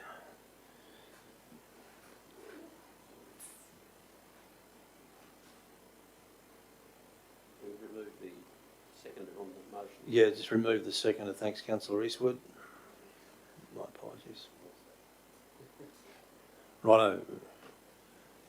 13.5, thank you, Tony. 13.5 is the Footpath Asset Management Plan, and this will be presented by Dan Pearce, Manager Assets and GIS, and I'll ask Dan to speak to the report. Morning, Mr Mayor, councillors. This is just to put forward for adoption the Footpath Asset Management Plan. This plan hasn't been to a previous briefing session. It has been through the Asset Management Steering Committee previously, and also through the Arabic or Audit Committee meetings. I suppose what we've tried to achieve here is to separate out this portion of assets from the rest of our road and drainage asset class, and provide something specific to these particular types of assets. So there's not a lot in the actual report. It's mostly in the asset management plan. So I'm happy to take any questions that you may have. Certainly, through you, Mr Mayor. Hello, Dan. I'm just, I've read through the whole document, very well put together. However, I see nothing in relation to recycled uses of inert waste like concrete or glass or plastics recycled in this particular plan. Can you give me more information about the use of recyclables within this plan? Through you, Mr Mayor. That's a very good question, Councillor Friend. Thank you. I suppose it's something that we haven't looked at in detail around recyclables as far as this plan goes. I suppose we're always open to other options as to what may be available. Where we can, we will use recyclables, but at this stage, I suppose due to longevity, this asset management plan is basically working on the basis of replacing with concrete. So, but it's certainly something we can take on notice for future inclusion. Councillor Friend, are you happy with that response? I am. If this plan is adopted today, Dan, as far as I can see, I'm quite happy with the plan, except it doesn't include recyclables. They're not noted.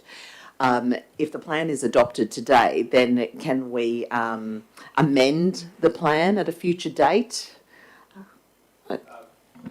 Through you, Mr Mayor. Certainly, Councillor Friend, we can make amendment to it and bring it back to Council for reconsideration, or we could take it away now and we could include something and not have it adopted today. But yeah, certainly we can bring it back at a future date.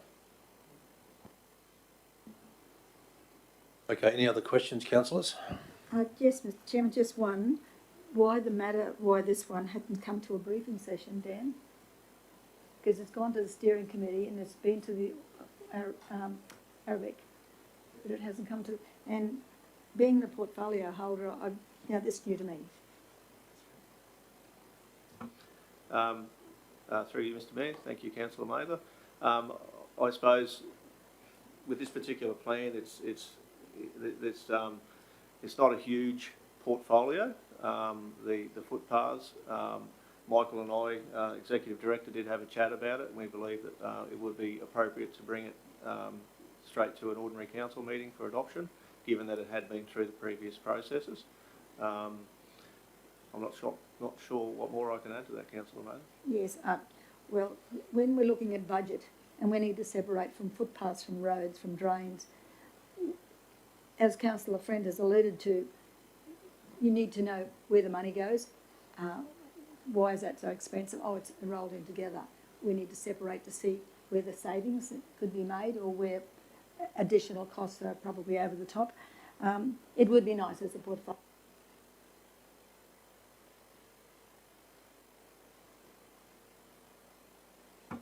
Certainly, Councillor Mather, noted. Thank you, Councillor Mather. Any other questions, councillors? Councillor Lynch? Quickly, sorry, on page 66 of the attachment, or 68 on the agenda, renewals, total plan renewals spend, as detailed on Council for Works Plan, is 0 over the next 10 years, and goes on to projected, which is 428,000 over the next 10 years. That's correct, yeah. Yeah, through you, Mr Mayor. Councillor Lynch. So I suppose what we've done here is do a comparison between what's coming out of our renewal modelling versus what's actually currently in the long-term financial plan. And at this stage, none of the renewals are actually in the Forward Works program. So what we'll do post the decision here today is we'll pass this on to the Finance Department or the PMO and have those renewals loaded in for the future budget years. Thank you. Any other questions, councillors? Just very quickly, Mr Chair, if I could, to Dan there. Just really, I guess in simple terms, what's the benefits of this process that you've put before us? So I suppose, Councillor Bello, it's an information providing document.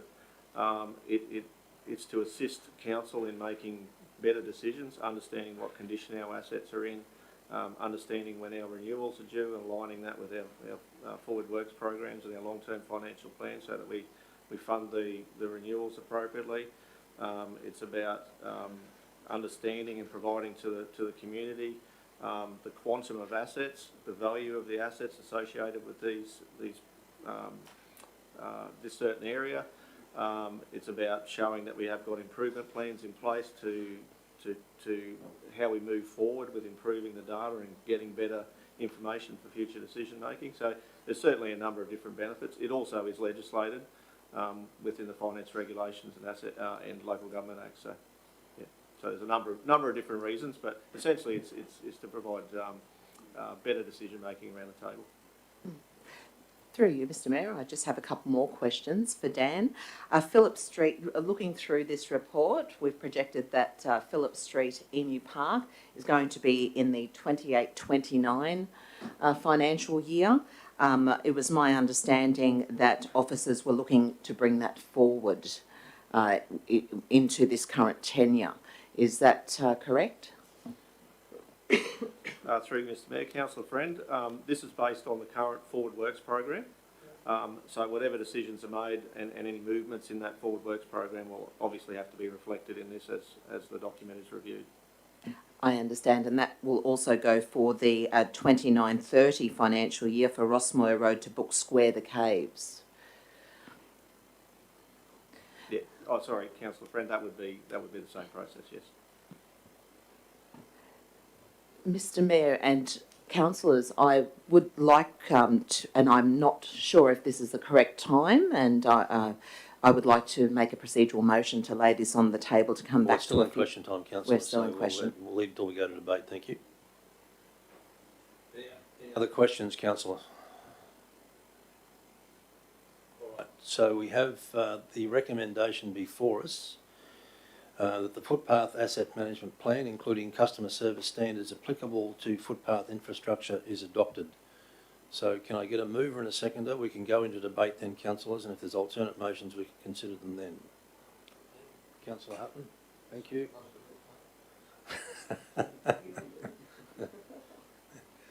A seconder, please. Councillor Eastwood, thank you. All right, so we're now in debate, councillors.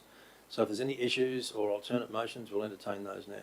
Thank you, Mr Mayor. I'd like to make a procedural motion for this to lay on the table until the report comes back to a briefing session, and I would like to see including our recyclables, so that we can look at this report in a holistic way, and look at speaking with the officers more about bringing some of these projects forward.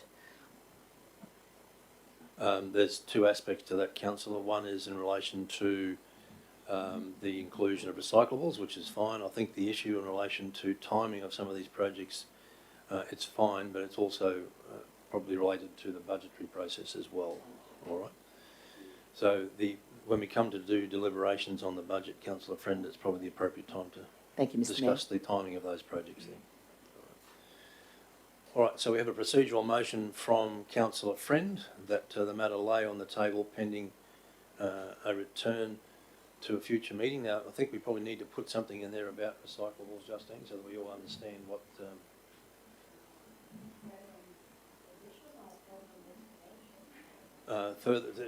further investigations, pending further investigations and inclusions relating to recyclables or something like that. Sorry, Mr Mayor, can I just ask a question of the officer in that regard?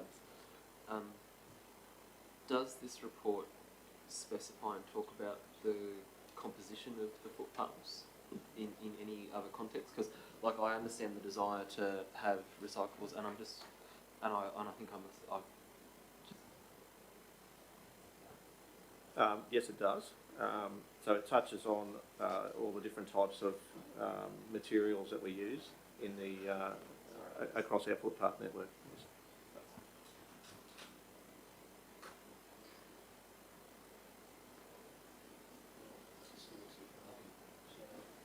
That pursuant to section 2.19.1 subsection D and section 2.19.6 of Livingstone Shire Council's meeting procedures policy, the matter lay on the table pending further investigations and inclusions relating to the use of recyclables to return to a future meeting, a future council meeting. All right, you happy with that, councillor Friend? Thank you, Mr Mayor. I'm happy with it, but I'm a little bit perplexed. Would it be coming to a briefing first before an actual meeting? It will ultimately have to be dealt with at a council meeting anyway, councillor. All right, thank you. All right, so we've got a procedural motion. Councillor... I'm just thinking, we're laying on the table, it'd just be referred. It should just go straight through to the referral, to a future council meeting where such and such can be addressed. The recyclers, we're just sort of doubling up on words there, that's all. I'm happy to entertain better wording, councillor. Yeah. Procedures policy. Is there any confusion amongst the officers in relation to what's being requested here? Recycles, Mr Mayor, I don't think so. I think, I suppose I'm looking for some I could probably do with some clarification around, are we just wanting an inclusion to say that recyclables will be considered? Or is it that we are looking to replace moving forward with recyclable product, because that will make a significant change to basically the whole plan? Certainly. Because we have different unit rates for different types of materials, different lives, that will have a significant effect on the plan moving forward. Absolutely. Dan, thank you very much for that, to clarify that. I'm happy with recyclables will be considered. Can we state must be considered, because it is a consideration and not a directive? Will be considered. Thank you.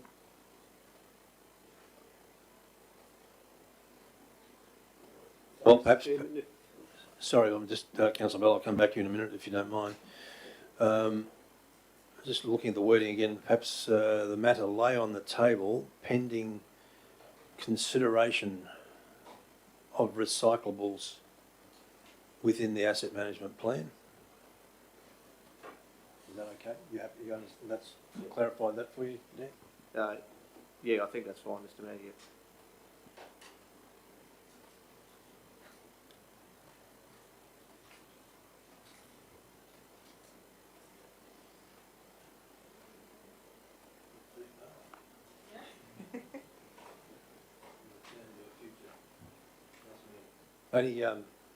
Any confusion about that one, Councillor? Councillor Friend, are you happy with that wording? Mr Mayor, I'm very happy with that. Thank you. All right. Going to go, Councillor Bell, do you have a question first? It was probably more a question in terms of if there was an aspiration to get this dealt with today, is it possible that laid on the table to the office could provide some terminology that could be included in the original motion, the original plan, that had a reference to, you know, the desire to incorporate recyclable products within the, you know, the footpath design and implementation. In happy days, we could move forward. Right, so just taking Councillor Bellow's question further, Dan, is there an urgency for this to be adopted today? Mr Mayor, I suppose it would be ideal if we could get it adopted today. Just moving on the basis that we've got adjustments to make through the Forward Works program coming into budget discussions. Without that, I think the next council meeting is sort of late January-ish, so we're getting close to that sort of those budget discussions that start in early February. So, I mean, I'll leave that to the council, but yeah. Thank you. Sorry, I've just got one further. So, the question to Dan: is it possible to produce some wording that you think captures which I believe there's a strong support for the recycling to be in there, and I believe the organisation would want to go that way anyway. So, is it possible the wording could be produced to illustrate that intent in order for us to perhaps consider the motion?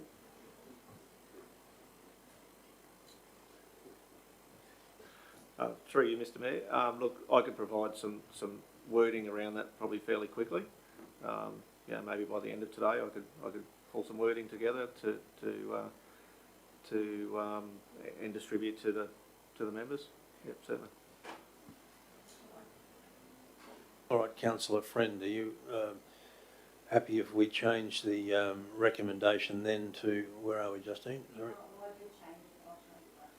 Okay.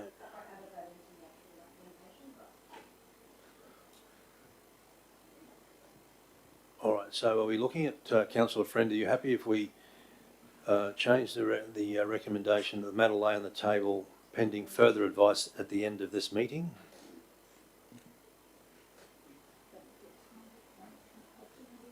Yes. Yes, I am. Thank you. Mr Acting CEO, are you happy with that?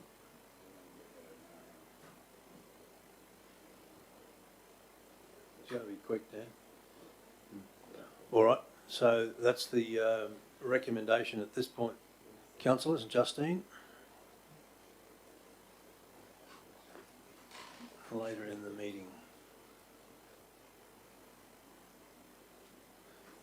Can we just have later in the meeting, or do we need to be more specific than that? Okay, all right. So take out the pending, full stop. All right. So, Councillor Friend, that's your recommendation. Are you happy with that? Yes, I am, Mr Mayor. Thank you. All right. So, councillors, we've got a procedural motion moved by Councillor Friend that pursuant to the sections of the Livingstone Shire Council meeting procedures as stated, the matter lay on the table until later in the meeting. So can I get a vote? All in favour, please. Those against, carried. Thank you very much.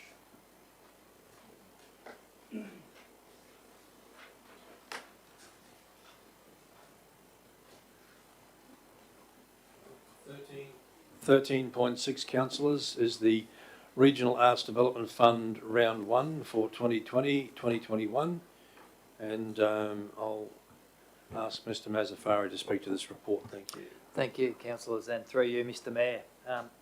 The Regional Arts Development Fund is a partnership between state and local governments, and with invest in the quality arts and culture across Queensland based on locally determined priorities.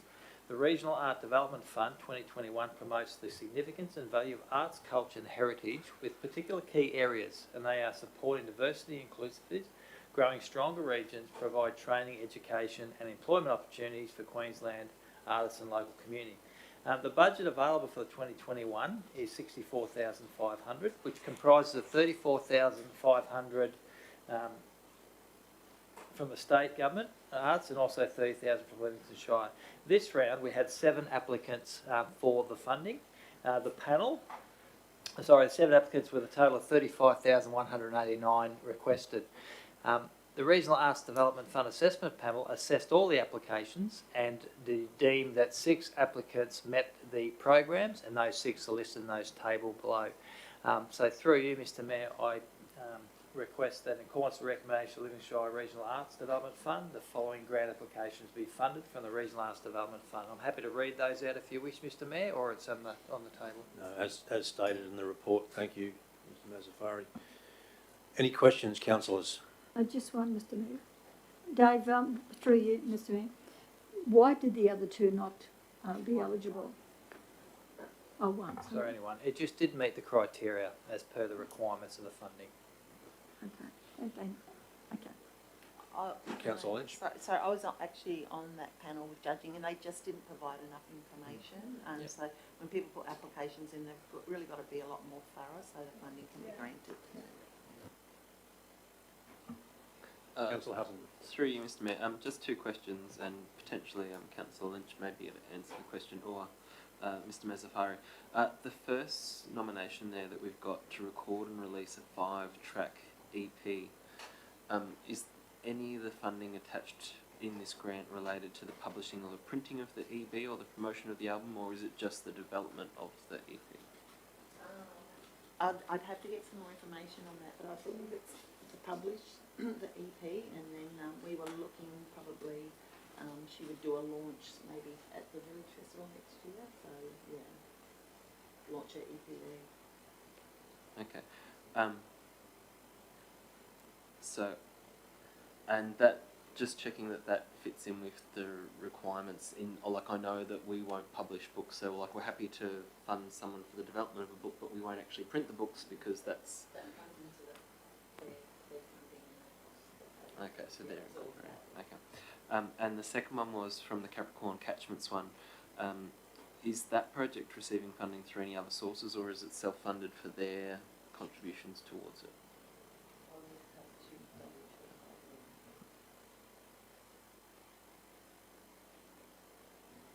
Okay, thank you, Councillor Hutton. Any other questions, councillors? I have one. In terms of the nominees, Mr Mazafari, how many of these are previous recipients and how regularly have they been awarded funds? I will have to take that one on notice, Mr Mayor. I will provide an update based on that one. Okay, thank you. All right, councillors, we've got we're through questions, I'm assuming.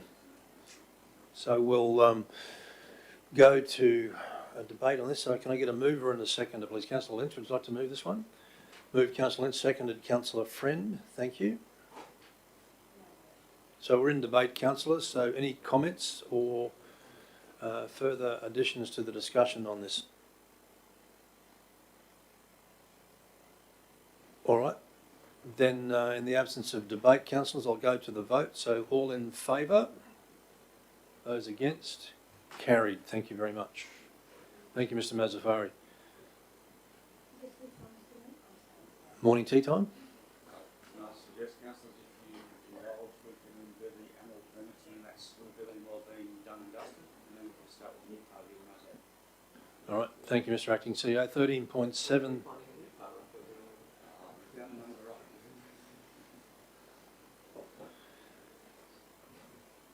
Councillors, this is in relation to specified animal permit fees, and we have Nat Drury here today to speak to this report, so I'll pass to Nat. Thank you, Nat.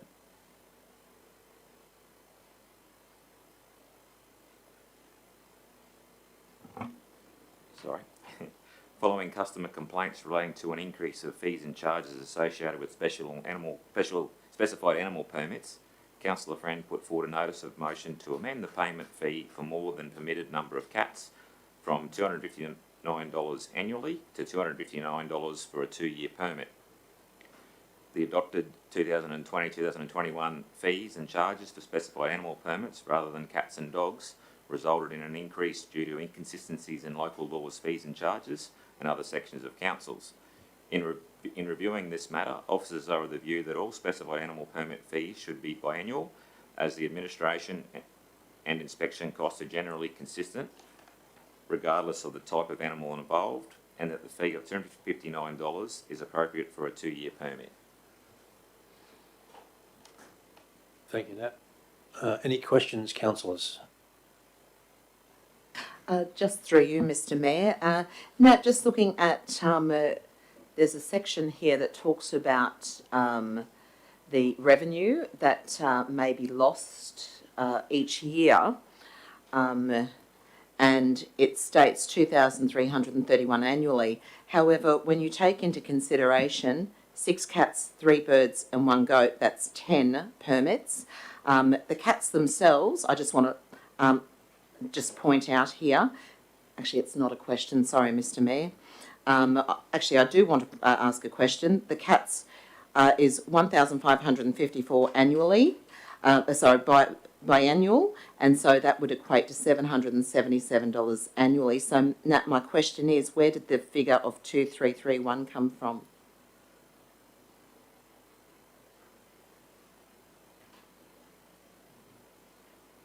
I'm just trying to clarify. Sorry, so that fee would have been for basically halving. So that would have been the total cost. The total, yes, and it says that it says annual, but I'm thinking that if it becomes a biennial fee, then it should only be half of that annually. That's correct. Yes. Yep. Yeah. Okay. Right. Thank you. Thank you. Councillor Mather? Even though it's not specific to this matter, we were going to review animal policy in relation to the number of animals and prices. Where are we at with that one? Because I thought this would have been thrown in with that, but I take on board that it's necessary to do it now. Yeah. How far are we behind with this? Because I submitted a document from a resident who's had an ongoing angst with council in relation to the number of animals. So we really need to deal with that sooner rather than later. Yes, Councillor Mather, that we we know were what going that to is? attack that one as part of the local law review that we're doing this How year. far away? That was my question, Mr. Mayor. How far away is that? We've just started the process. We're hoping it'll take, the solicitors have identified about 7 or 8 months. It'll probably take a little bit longer, we think, in reality. So consultants have been, through the chair, consultants have been engaged to do the work. While some people, I suppose, have very strong views as to how they think the local law should operate, equally there are others out in the community who have different views as well. And so we have to go through a full consultation process with the community, because person A might say they should be entitled to do X, Y and Z with their animal on a beach, for example, and person B holds just as strong an opinion that they shouldn't be allowed to do X, Y and Z on the beach. So we need to have full engagement with the community to make sure that what we have reflects everybody's views, not the views of one or two. And it's got to go through a state interest check, and it also has to go through a formal public notification process as well. So from that point of view, the engagement has been done through procurement. The process has started, but in reality you're not going to see new local laws enact, I would have thought, for at least 8 months. I just wonder why, I mean, I don't want to get off the track here, Mr. Mayor, why we need to have consultants to do this. I mean, our people know our laws and how they've been applying them all this time. And this is just one, the inconsistencies that are picked up by members of the public. Simple answer, Councillor, is that right now the officers are all out doing the enforcement of local laws and the application of local laws. We don't have the resources internally to take somebody offline full-time, or several people offline full-time, to do this. So that's why we've engaged the consultants to help us. It's no different to when we did the planning scheme. We had consultants help us do the planning scheme. When we did the The infrastructure plan, we also have people externally helping us with that. We have to, as an organisation, buy in expertise or buy in assistance in order for us to do the stuff that we do day to day, in addition to the extra work that we're doing. So as we get towards public notification, this will be brought to public's attention that it is happening, because they will be anxious to make sure that... Absolutely, Councillor. So I My thought this understanding might is have it will been go out for public consultation, Councillor Mather. And can I just jump in there too? I think there's a fairly strong legal interface with this stuff as well. So There's our a staff, very strong legal interface with this stuff. Yes, And our yes. staff aren't lawyers, so we'd have to seek that legal advice externally anyway. Fair enough. Okay, thank you. Thanks, both of you.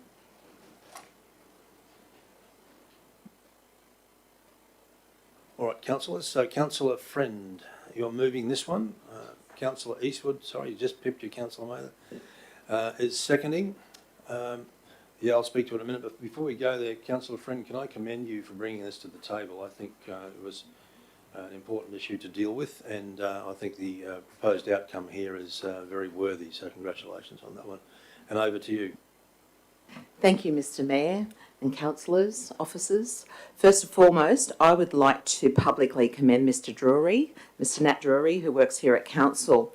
He is our most senior plumbing inspector, and he's stepped up into this acting role, and he's done it with relish, and he's done it with extreme dignity, and he's done a wonderful job. And I'd just like to thank him for stepping into this role and hitting the ground running with it. I'm also very, very pleased, as I'm sure a lot of our residents will be pleased who hold these permits, that we are now fair and equitable within the fee structure for these permits. So thank you very much. All right. Thank you, Councillor Friend. Any other comments or discussion, councillors? Councillor Eastwood. I only just say that it is a good report. We've listened to the community. Well done, and yeah, congratulations, Nat, and the team. All right. Councillor Mather. Mr. Mayor, I think when we do go to public notification, and this will be a whole new world for members when they see the inconsistencies and the unfairness, that's why it's so healthy to raise something like this, because unless people come to us with something they have a grievance over, and unless we go and investigate it, we never discover these things. And this is about getting it right and getting it fair. Thank you, Councillor Mather. Any other comments, councillors? All right. We'll go to the vote on this one then. Thank you. So we've got a mover and Councillor Friend, a seconder and Councillor Eastwood. All in favour? Those against? Carried. Thank you very much. And I'll move a procedural motion that we break for morning tea, councillors. All in favour? Thank you very much. Carried.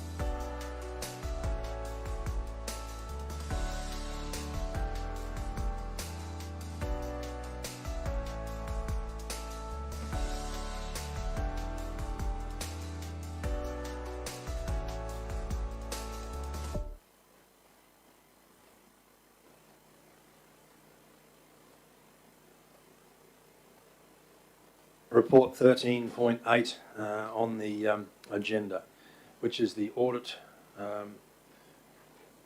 Risk and Business Improvement Committee meeting report. So I'll go to Mr. Cross to deliver the report, please. Thank you, Mr. Mayor. Good morning, councillors. Apologies from our... Good morning, Mr. Mayor and councillors. Apologies from our Chief Financial Officer, Andrea Ellis. She's unable to be with us today. She's asked me to come down and present her 4 reports this morning. The report that you've got in front of you, as Mr. Mayor alluded to, is 13.8. It is the minutes from the most recently held Audit Committee meeting. It was held on the 26th of October 2020, and the report in front of you is for the consideration and adoption of those recommendations by Council. As you read through the report, there are quite a number of covering items that were addressed in the Audit Committee meeting. I'll take the report as read. I'm quite happy to take any questions from the councillors. Councillor Mather. Just an observation, Mr. Mayor, that I've always said, and this is no different, they're the most, I shouldn't use the word uninteresting, because you've got to really read the report in conjunction with the minutes, because the minutes really don't tell you anything. That's the sad part, and I think we all acknowledged that before. You've really got to have the report with you while you're reading through the minutes to see where you're at. Councillor? Understand it? Yeah. Any questions, councillors, please? All right, so we'll, Councillor Bello, this is your portfolio. I'd like to move this one. Can I get a seconder, please? Councillor Mather, thank you. So we're in debate, councillors, so any comments or discussion around the report, please? No, so in the absence of discussion, we will go to the vote on this one. So we've got a mover in Councillor Bello, a seconder in Councillor Mather. All in favour? Carried. Thank you very much. Thank you, Mr. Cross, on that one. And I'm assuming you're going to be delivering 13.9 as well, the monthly financial report for the end of November 2020. Correct, Mr. Mayor. I thank you. 13.9 is the monthly council report for the 5 months ending the 30th of November 2020. The report compares council's financial position and financial results up to that point in time in relation to the adopted budget as it was adopted by council back on the 28th of July earlier this year. The cover report is fairly extensive, as are the attachments that accompany the report. A few highlights I'll bring to the attention of council. In relation to operating revenue, slightly ahead of the year-to-date budget as of the end of November by 2%. Quite a number of small variances resulting in that favourable variance in relation to revenue. With operating expenditure slightly below the adopted budget as of the 30th of November as well by approximately 7%. There are some details in the cover report there that outline some reasons for those variances, one in particular in relation to materials and services. There's also a snapshot for the benefit of councillors and the community as well in relation to where council's rural and urban maintenance programs are at. It's outlined in the table in the cover report. There are also some comments in there in relation to capital revenue and capital expenditure as well. Attachment number 2, which is table D2 to the accompanying attached report, outlines the major projects that council is undertaking in relation to capital works this financial year and gives an overview of where those projects are at from a financial point of view. There is also some information in the cover report in relation to council's cash flows. Council's cash is looking quite healthy at the 30th of November, around about $71 million in the bank at that point in time, which is higher than anticipated in the adopted budget. There's also some information there in relation to trade debtors, rates, council's investments and borrowings. There's some comments in the cover report in that regard, and also quite some detail in the appendix as well. I'll take the report as read. I'm quite happy to take any questions that councillors may have. Thank you. Councillor Mather. Damien, thank you for that. Damien, can you go back to the capital revenue, please, underneath the box? Councillor Mather? Yes. on page 98, in the middle of the page, capital revenue, could you just explain a little bit in relation to the developers' contributions, please? Thank you for your question, Councillor Capital Murphy. grants and contributions. Thank you for your question, Councillor Murphy. The developer contributions that were set as part of the 2020-21 adopted budget were approximately 1.6 million. Council expected to receive 1.6 million in cash in relation to infrastructure charges from developers over the course of the 2021 financial year. It's a favourable variance as of the end of November. Approximately 2.6 million have been received in cash. The developer contributions can be somewhat difficult to estimate. It relates, I suppose, to the timing of when developments are progressed. I suppose having a favourable variance allows additional funding for council in funding its capital works program for the current financial year. So we're approximately $1 million ahead as of the end of November, which is very good. As part of a separate cover report to this agenda, the Q1 budget review proposes that budget will be increased to cater for that cash that has been collected over and above the adopted budget position. Thanks, Damien. And to continue on that one, Mr Mayor, on the next paragraph, it talks about determining the amount of contributions that are coming in and keeping track of them. With the incentive policy that we introduced recently, this wouldn't have had any impact at this particular stage, would it? You know, like when with the incentives withholding infrastructure charges? I can answer that question. The short answer, Councillor, is no. And the other trend that we're seeing is most developers are not taking advantage of the incentive because the lots are sold off the plan. So from their point of view, there's no... Better still. Yeah. It's better still. That's good. Over on the other side, unless somebody else has a question, Mr. Van. On page 99, 4th paragraph down, outstanding rates and trade debts. Can you just explain that a little bit too, Damien, please?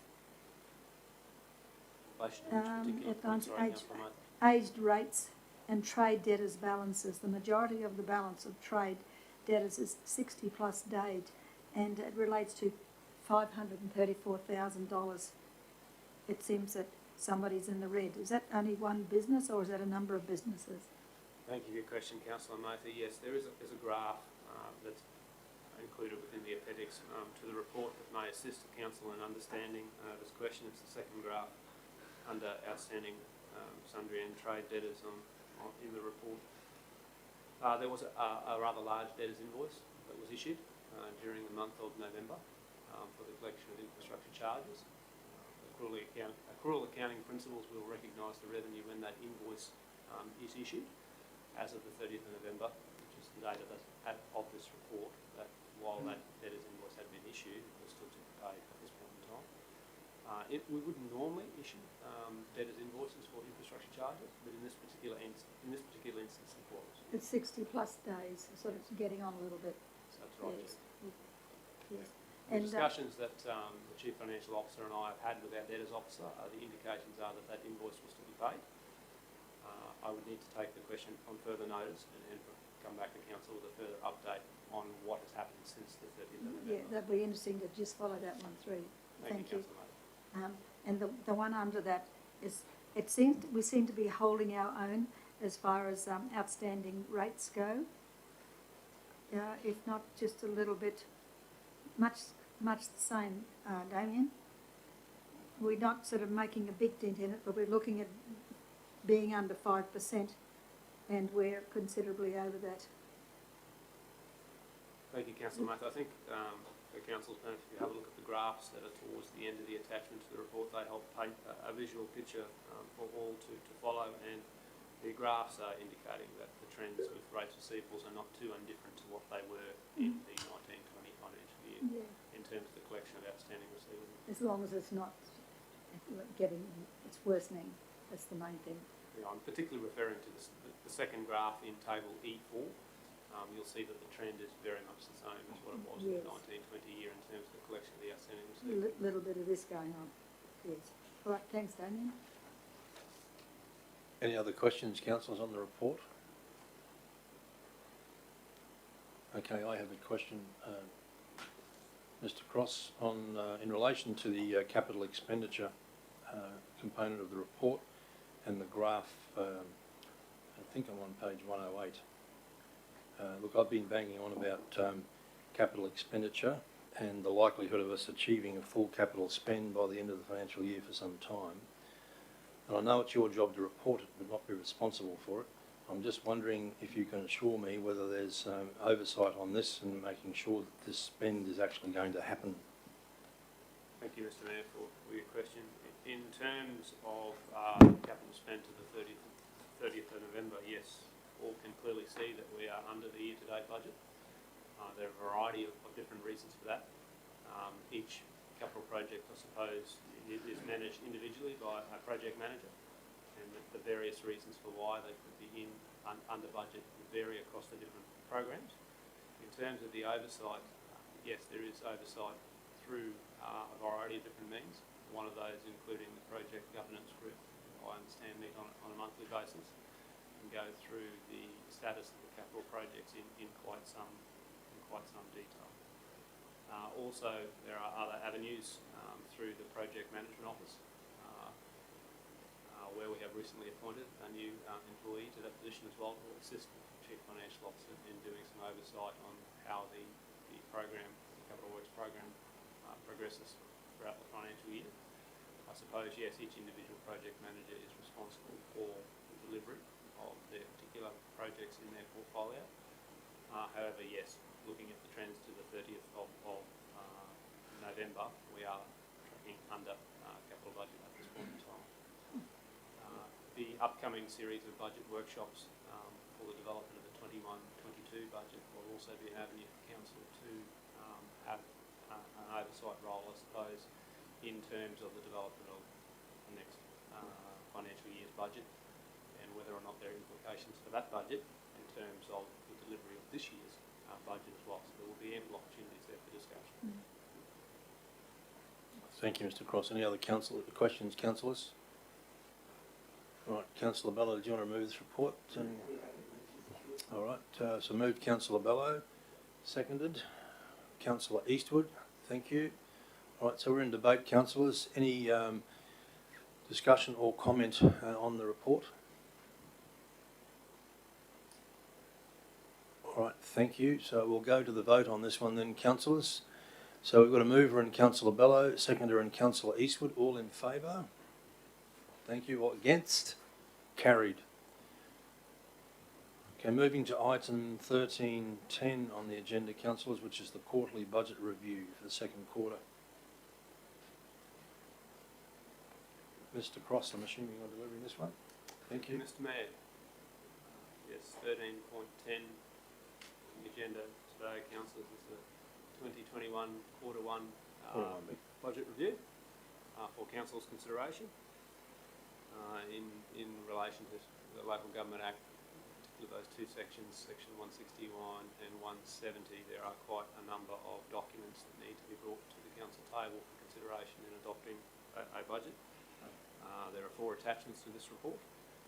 The budget review statements, the income statement, cash flow and the balance sheet have some associated commentary with them. There are also some attachments there in relation to council's sustainability ratios and also the business activity statements. A few highlights, I suppose, in taking the cover report as read. I suppose the purpose of the quarter one budget review is to update the budget as it was last adopted by council back on the 28th of July for the finalisation of last financial year's financial statements. Their financial statements up until the 30th of June 2020. They were not finalised at the time of the budget being adopted on the 28th of July. Since that date, the 28th of July, they have been finalised in October, and their results affect the opening position, which is reflected in this quarter budget review. Also, as we alluded to in a report just previously in the agenda, some adjustments have been made in the quarter one budget review for development contributions. There have also been some changes that have been made to operational revenue, which are favourable as well. some increase in some commercial waste charges, some increase in development application fees as well. So some good news stories there. Council's anticipated cash position at the 30th of June 2021 has also been updated as part of this Q1 budget review. But overall, the Q1 budget review from a financial position point of view and from an operating point of view is not too indifferent from the adopted budget. There is a slight improvement in the asset sustainability ratio, which is outlined in the cover report as well, anticipated to increase as part of this budget from 70% to 78%. Still below the target of 90%, but moving in the right direction. The other two key financial sustainability measures being the net financial liabilities ratio and the operating surplus ratio, they have also improved in relation to this budget as well. So again, moving in the correct direction. Capital expenditure, slight increase, $41.5 million to $44 million as proposed in this budget. I'll take the balance the report as read. I'm quite happy to take any questions from councillors. All right, if I can ask a question, Mr. Cross, I'm on page 119 of the report, and I note with some degree of concern, and I know the acting CEO did bring it to our attention in the briefing session, but it says in the second paragraph down, it is unlikely that any further formal budget reviews will be undertaken during the 2021 financial year unless there is a need for an additional budget review due to a significant event or financial impact which would have a material impact on Council's budget. Can you refresh my memory, please, as to why we're only going to have essentially one budget review this year? Thank you, Mr. Mayor, for your question.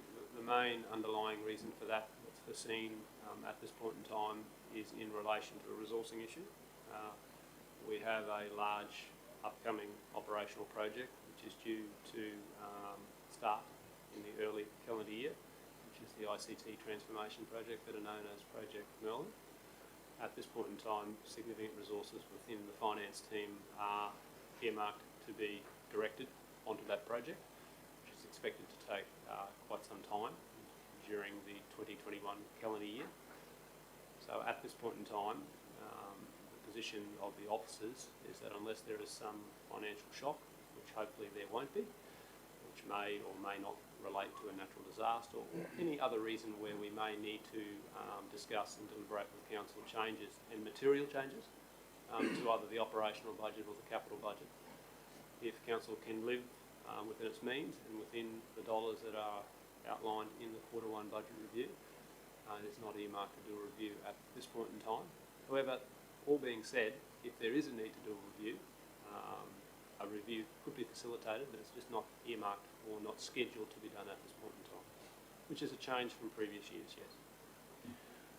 Well, I have to say, Mr. Cross, I do struggle with it because my mind is going again to the capital expenditure program, and I am, shall we say, sceptical as to whether that program is going to be achieved in its entirety, particularly that since that it's now increased from 41.6, I think it was, to $44 million.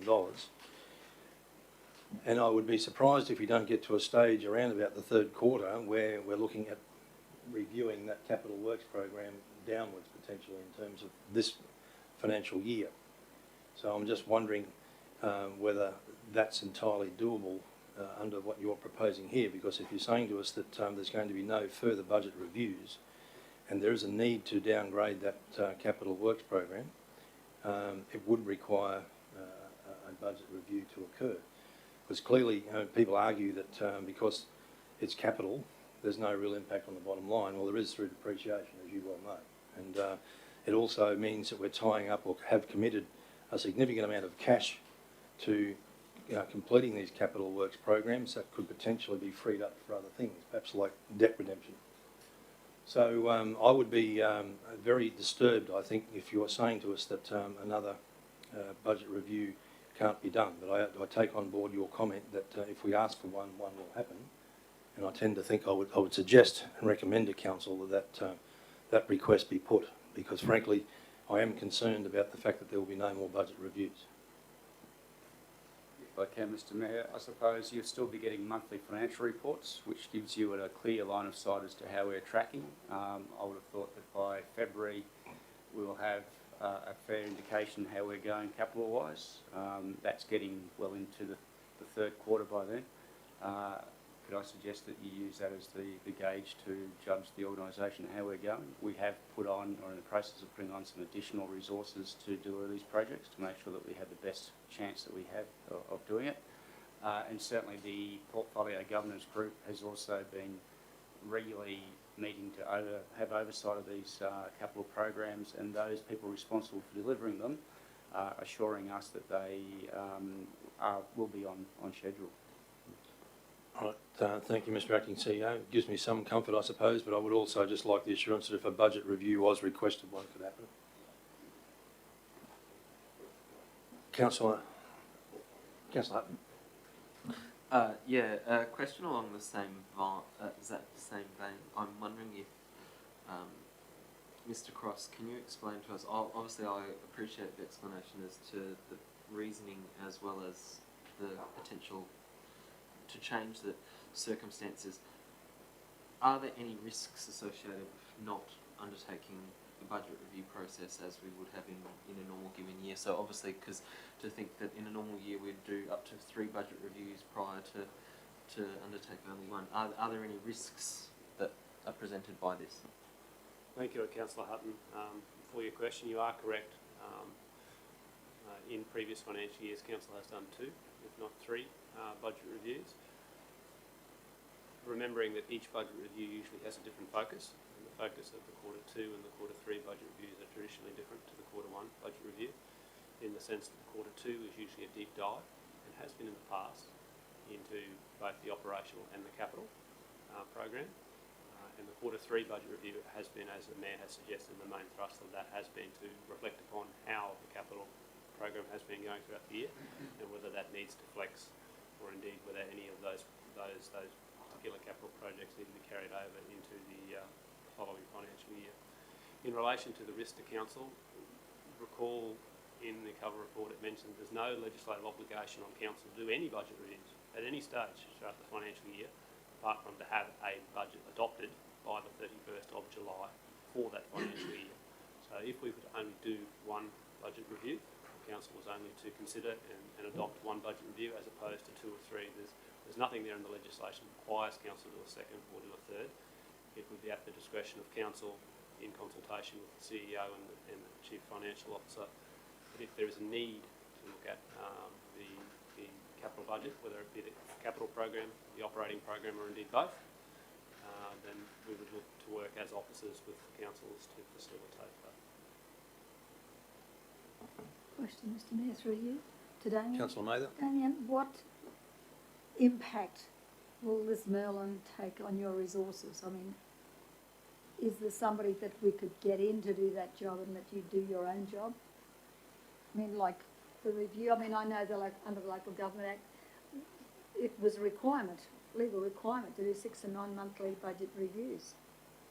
And now if we go to that if we need it, I think we have an obligation to know where we're tracking. As the CEO says, our monthly statements will tell us that. But because we've got so much outstanding rates out there, we're trying to reduce our debt.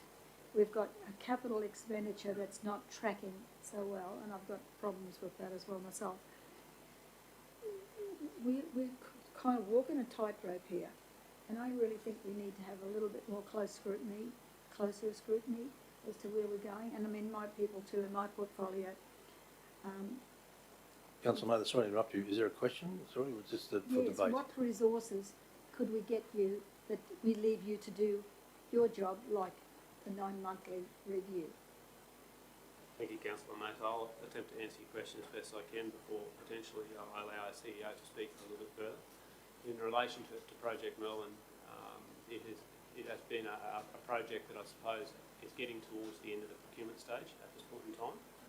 I understand that the evaluation panel has considered a draft implementation plan as it currently stands, which does outline that there are quite a number of internal resources that are required to successfully deliver the project within the particular timeframes that are outlined in that implementation plan. There are already third parties which have not been contractually engaged at this point in time, is my understanding, but it is envisaged that a mixture of external parties and internal parties will work together jointly on the project to deliver it within the timeframes that are specified, with the project earmarked to start not in the too distant future, in particular earlier in the 2021 calendar year. So there is going to be a mix there of internal and external resources, yes. And like the Mayor, my concern is that, and I take on board what the CEO says, I'd be hoping that we could have at least a 9-monthly review to see where we're going, if that could be arranged, because I've got some problems in my department that need to be closely watched as well. Yeah, well, that's probably a comment for debate, councillor, but Yes. take on board. That's why I needed to make sure that we weren't taking away from our financial responsibilities to service another project that's on the mark. Understand. Yeah. Any other questions of Mr. Cross? Councillor Hutton.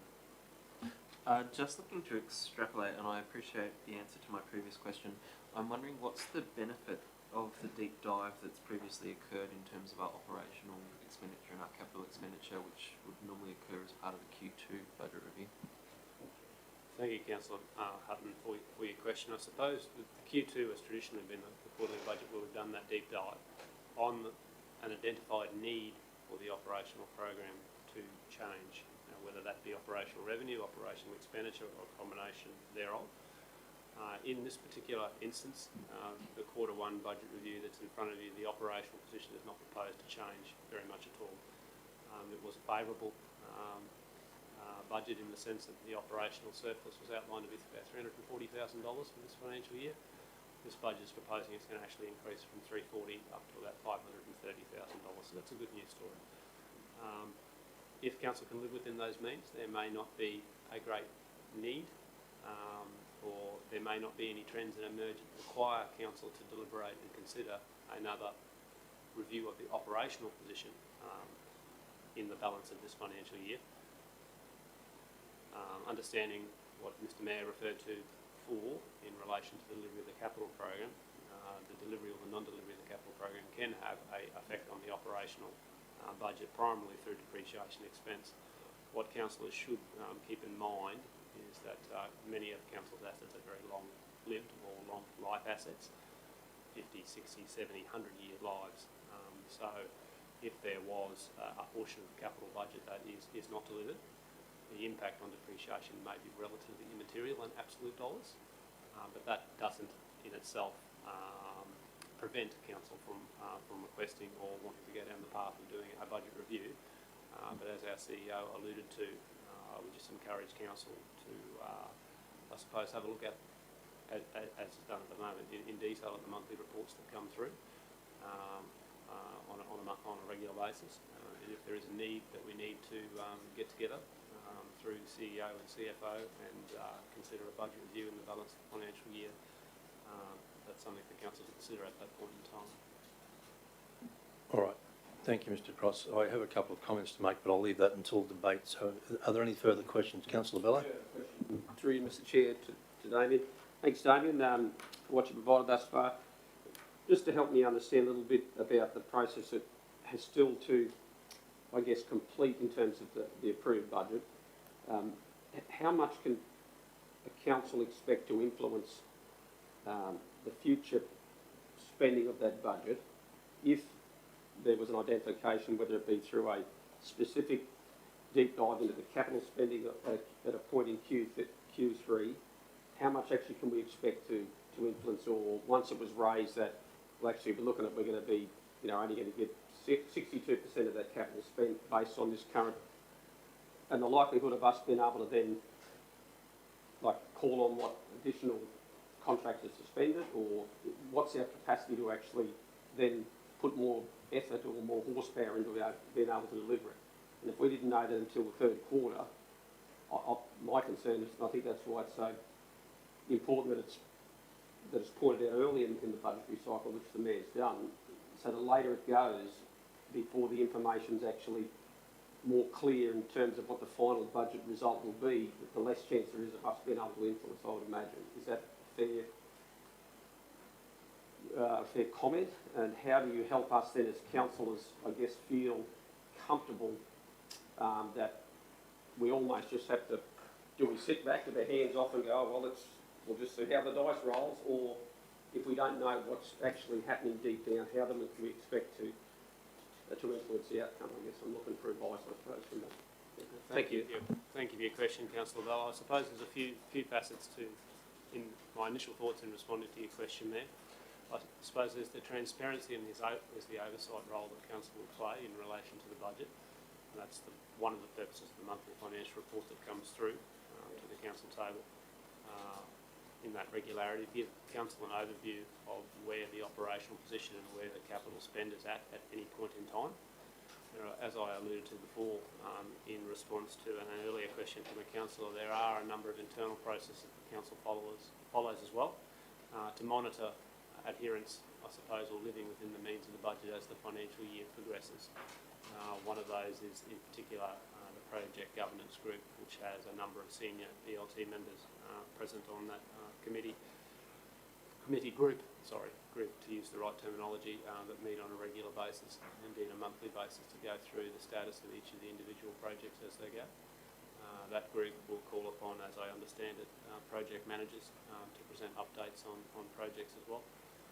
In terms of councillors' ability to significantly influence or the budget, of course, the answer is yes. I mean, through any quarterly budget review, it would always be presented to I would think it would always be presented to a briefing session first, a council consideration and deliberation,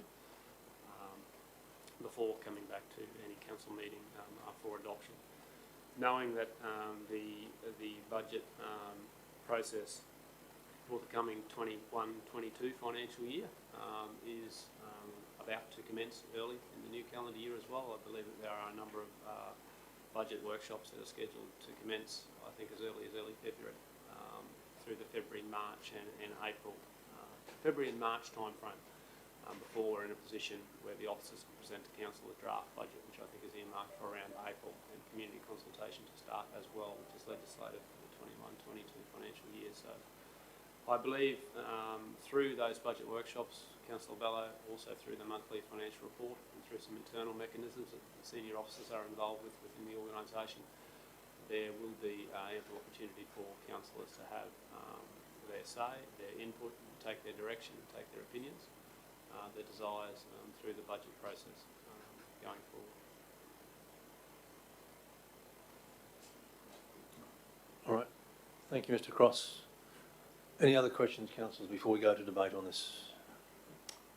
All right. So can I have a mover and a seconder so we can go into debate? Moved, Councillor Mather.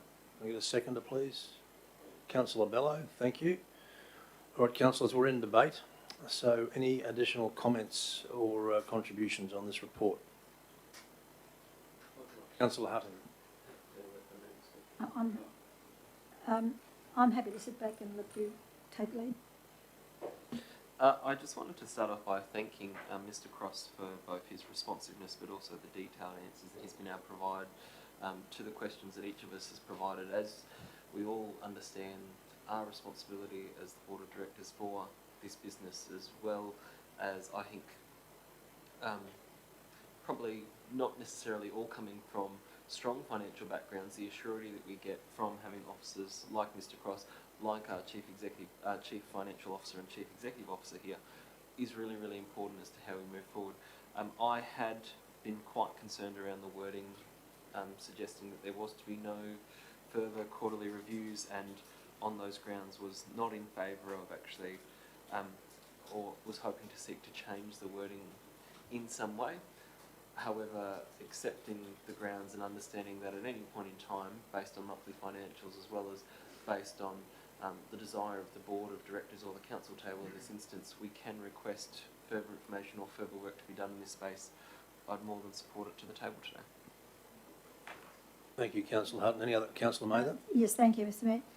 I'd endorse those comments. Thank you for those, Councillor Hutton, and I'd also like to thank Damien for the always ever able to give us good comprehensive answers that we understand, and that's important, because apart from the Mayor, I don't think any of us have a degree in accountant, and accrual accounting is probably a baby that I'll never get my head around, but it's just something that we just got to keep on track, because as long as we can understand the simplistic in means that we can understand, then we're happy to leave it in your hands, but we need to be able to track it as we go, and that gives us certainty, and that gives us a sense of security that we can actually portray that information to the public if necessary.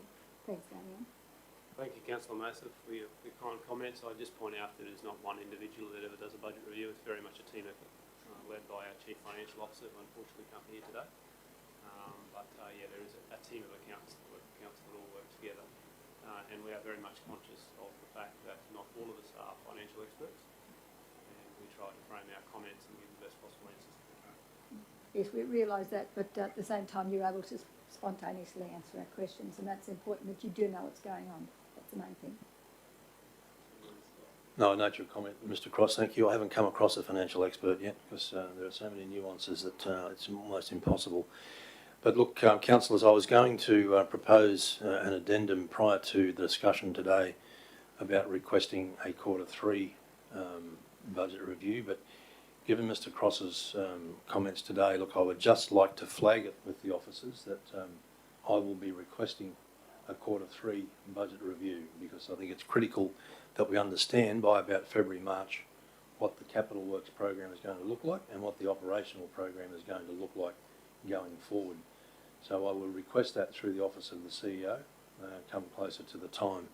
But I just wanted to flag that with you, councillors, because I'm not comfortable at all with the idea of going through the rest of the year without another budget review, because it will give us an opportunity to change the capital works program if it looks like being significantly underspent, and notwithstanding the acting CEO's comments about the rigour internally around ensuring that it will be. But look, I'm probably a sceptic when it comes to capital works programs and the delivery of them over many years in local government. So I just would reserve the right to request a Q3 budget review. Okay, councillors, we've got a mover in Councillor Mather and a seconder in Councillor Bello on this one. Is all debate done and dusted? All right, we'll go to the vote on this. All in favour? Those against? Carried. Thank you very much. 1311, councillors, which is the response to a question on notice from Councillor Friend in relation to Keppel Sands. And Mr. Bacon, are you dealing with this one? Or Mr. Cross? Thank you very much. Thank you, Mr. Mayor. Yes, the cover report in front of you, councillors, it relates to some questions on notice that were brought forward by Councillor Friend, as I understand, to the ordinary council meeting back on the 17th of November. This being the first available council meeting since that date. Yes, through our Chief Financial Officer, Andrea, myself and selected other officers throughout the organisation were involved in putting together some information to be brought back to the table in relation to the two questions that Councillor Mather, Councillor Friend has put forward. I'll take the cover report as read. There is some detail there in relation to the two particular questions. I'm quite happy to take any questions on board, answer as best I may can. Thank you.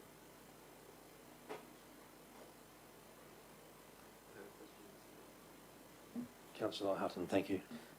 Just a question, Mr. Cross, and enjoyable obviously to read the data around what expenditure is occurring. I think perhaps the question that came to mind that hadn't yet been answered was, what contribution did this same area make to the rates and revenue of the Shire in the same period to reflect, considering the number of properties? And I did an off-the-cuff expectation of around, if there's 200 houses and they're putting in $2,000 each or something like that, then that would give us some sort of guide. But I expect you'll take that question on notice.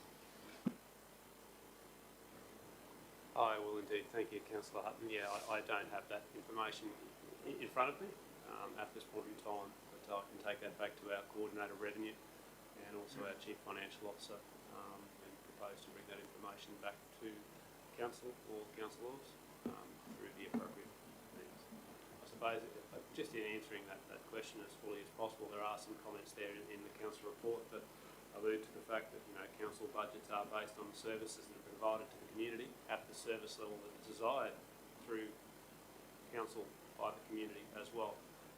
There may not be a direct relationship between the revenue that's collected in a particular locality within the Shire in relation to the direct spend that is within that same locality as well.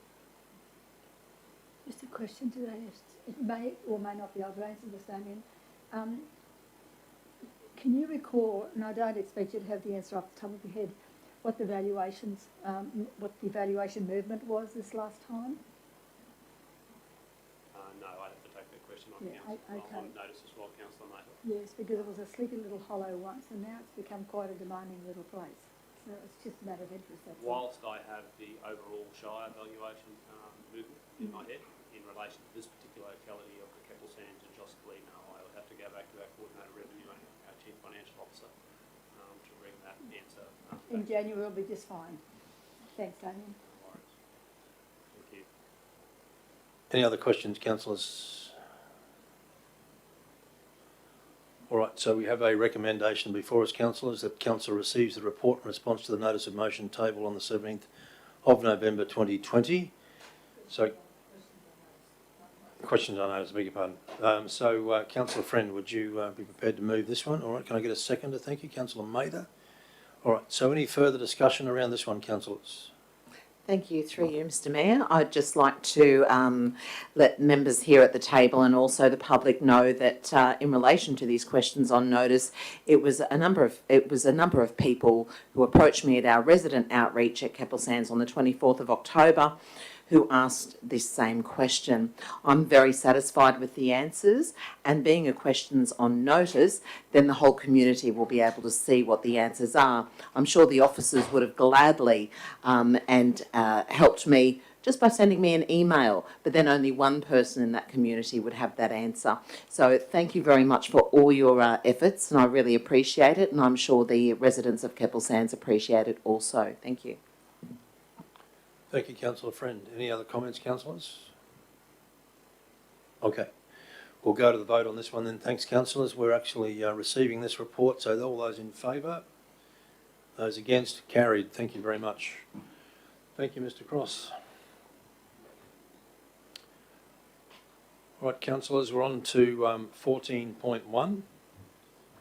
If my situation on the agenda is correct, which is the notice of motion from Councillor Friend in relation to the ramp and footing for saleability at Causeway Lake. So, Councillor Friend, would you like to speak to this report, please? Thank you, Mr Mayor. I will. I'd like to first say that...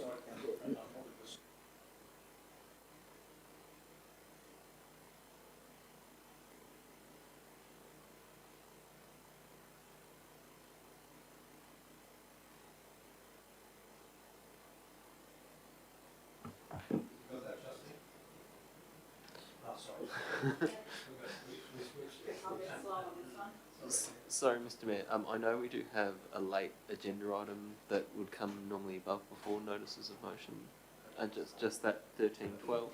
Yeah.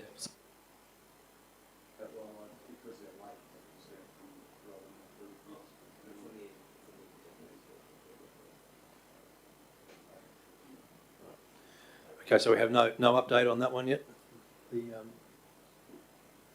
I'm assuming it's the one from Mr Pearce? No. Oh, yes, sorry, yep, thank you, yep. All right, we'll deal with it then. Okay, all right. So back to this particular, so can I get a mover and a seconder on this one, please? So moved Councillor Friend, seconded Councillor Eastwood.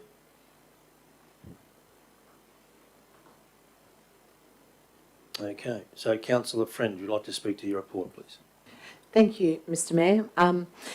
First and foremost, I'd like to let everybody know that this was sent through with the notifying Councillor Eastwood, as this really is part of his portfolio, except that the saleability people had contacted me in relation to their ramp and the poor state of condition that it's in, considering their wonderful work, and they help out so many people. And I'd just like to basically ask here at the council table that we resolve to consider within the 2021 budget deliberations the inclusion of a concrete boat ramp and a small culvert for drainage and footing. Currently, they have carpet matting, and this was actually that, and they had a lot of spare matting, and it worked very, very well for them over a dirt ramp. However, on the 13th to 17th of November of this year, thieves took all of the matting from saleability, and so to this date, no, it has not been found. So that we just consider this in our budget deliberations to help them as they cater for people with any disability or physical or intellectual. They cater for adults and children, and they really take them out every first, third and fifth Tuesday of the month. And having been there on the days and meeting with these people and seeing the delight in their eyes and the hard work that these volunteers put in, it's such an inspiration to know that they're a part of our community and should be seen with respect. And I'd like us to look at this as at the table. Thank you. Thank you, Councillor Friend, and I have to say I was saddened to hear of the theft of the carpet. We clearly have some members of our community who need to move somewhere else. Councillor Eastwood? Yes, look, Saleability do a great job within our community, and I have to say that my son has benefited from this, not recently, it's a past thing. About 5 years ago he ceased going there as he became an adult, but these people who put themselves on the line, it can be quite dangerous, pulling boats in and out of where they do at the causeway, and it's just be really important for us as a community to get behind this, and as a council, sorry, to get behind this and to make, I guess, bring a safer workplace, not only to the volunteers but also to the disabled people that are involved.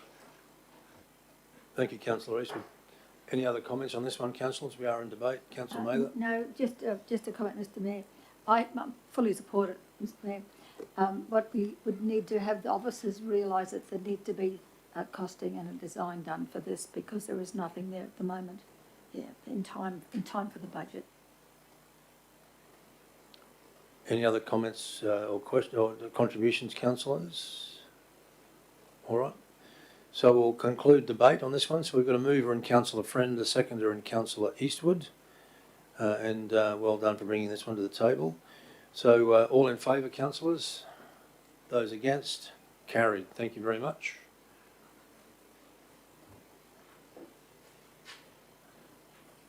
So the next item is a notice of motion from Councillor Bello in relation to visual amenity of Yeppoon CBD and surrounds. So I'll take the report as the notice of motion as read, councillors. So can I get a mover and a seconder so we can go into debate? Move, Councillor Bello. Seconded. I'll second it. Thank you. Oh, sorry, Councillor Friend, you beat me to it. All right. So seconded, Councillor Friend. All right, Councillor Bello, would you like to speak to the notice of motion? Yes, just briefly, Mr Chair, to let the other councillors know that I've had some discussion with members of staff from within engineering and within the placemaking who certainly from my impression they were very supportive of this and see that it's a positive way forward. And the impetus for this really come over many years, members of the community approaching me and saying how impressive Emu Park looks, the little community village of Emu Park, how it has a fantastic vibe about it, a wonderful feel about it, and the answer to that, or the reason for that, is good design. That's ultimately, apart from the natural beauty of Emu Park, it's good design that went into the village there, and it's almost timeless in the way that they've done that. That got me thinking about Yeppoon, and given that there's going to be certainly future works go down, extending from the foreshore into James and Normanby Street, I just felt that it's timely that we really, I guess, identify what do we want to look like as a town in the coming years. And I believe that with this support of this motion, it will send a message to the organisation that we want you to A, consult with our community, but B, we want you to to look for alternate options. There are many alternate options out there. And so we've seen that in examples along the foreshore upgrade. You see it with Salt, the development there, with Echelon development there. So I believe there are better options that we can use. So this is really just making a point that we would like the organisation to advance Yeppoon, so it starts to develop a real brand about it that reflects the modern but still timeless look that can be achieved as we see along the foreshore and those other newer developments. So I hope that you support it, and I look forward to the consultation that will show other options. Thank you. Thank you, Councillor Bello. Okay, Justine, on this one we had a mover and a seconder, Councillor Bello and Councillor Friend. So we are in debate. So any councillors, any other comments on this one? Just a couple of quick comments, Mr Chairman. I support the motion, Mr Mayor. I don't know if they'd like to be called a little village down there, because I think they feel that they're a little bit more than that. And one day we know that they were going to be the bride, and it looks like they are this time if they're going to set the trend as far as colour schemes go. But I'd need to caution, because I've seen a lot of, I like the really pale shades when we get to that consultation bit, but we need to be mindful, they need to be gurneyed regularly. We've got to be prepared for the additional maintenance because of light coloured tiles on the ground, spilling and all the rest of it, chewing gum. Yeah, it does pose a problem, because you can see some grey old pavement from time to time, and it's dark, and it's not as noticeable. When the lighter you go, the more you notice it. That's what we need to be mindful of. Thank you, Councillor Mather. Councillor Eastwood? I'm all for it, Mr Mayor, as long as he leaves Mission Brown alone. Yeah, or whatever that tacky green colour is too. Councillor Lynch. Yeah, I'd just like to commend Councillor Bello on this. The red, especially on hot days downtown, the red is certainly not appealing. It makes the town feel a lot hotter, so I look forward to changes. Thanks. Thank you, Councillor Lynch. Any other comments or contributions, councillors? Councillor Hutton. I am in favour of the motion put forward by Councillor Bello. My only, and it's not a concern, rather I think an extension of this is really what we're looking at is a public realm code to outline what furniture, colours, materials we will use in the public spaces of our CBD, similar to what occurs down in Emu Park, that Emu Park has a strict code that says that these will be the colours, and this is how the arbours and bins even have things that align with that. So while this is predominantly focused around getting rid of the red and the terracotta and says that we'll find something better to replace them with, I'd hope that we wouldn't do this in isolation, but rather consider how a public realm code could be used to make the Yeppoon CBD have that same theming or flavour, similar to what we see on the Yeppoon foreshore and the Lagoon precinct, which had a palette of colours and things produced in line with that project, and would be an obvious place to start when we're looking at an extension throughout the CBD. But yeah, supportive of this motion in its intention, but desirous to say that this should be the start as opposed to the end, of that really we're looking at a public realm code for our CBD that we can work on.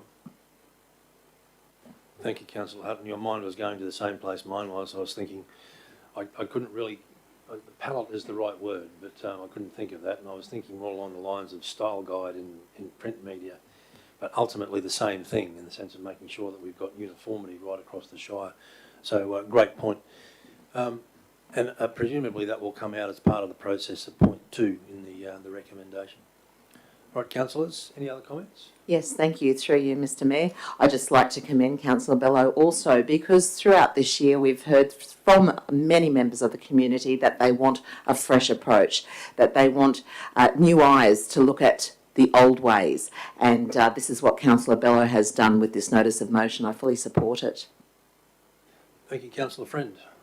All right, I think we've all spoken. Councillor Bello, you want to wrap up? Yeah, I just would, and it really encompasses what's already been said. And from Councillor Hutton's comments there, I just want to include that it was probably about 5 years ago that I looked into a design principles code here for for our area. And I guess for me, this is probably the trigger really that whilst I'm using a specific aspect or element, I think it's one that's so visually obvious to most people that it is effective in doing that. And the reason I say that is some engineers would perhaps go, what's wrong with red? There's nothing wrong with it. But you drive around the housing estates that have been built in the last 20 years, and I reckon you'd count on one hand the number of terracotta driveways, for example. It's literally used that little, and yet we continue to use it. And so this, for me, is hopefully will be the catalyst of the start of a much bigger discussion. And who knows, what it can unveil, I guess. But I certainly hope that there's a lot more than just the colour of our concrete, because it is a much broader subject. But I think that's the exciting thing that potentially comes from this, with the change of behaviour or attitude of choice. I think we can see a whole range of different improvements there that Yeppoon will become very proud of over time. So I look forward to that into the future. Thank you. Thank you, councillors. It's that time.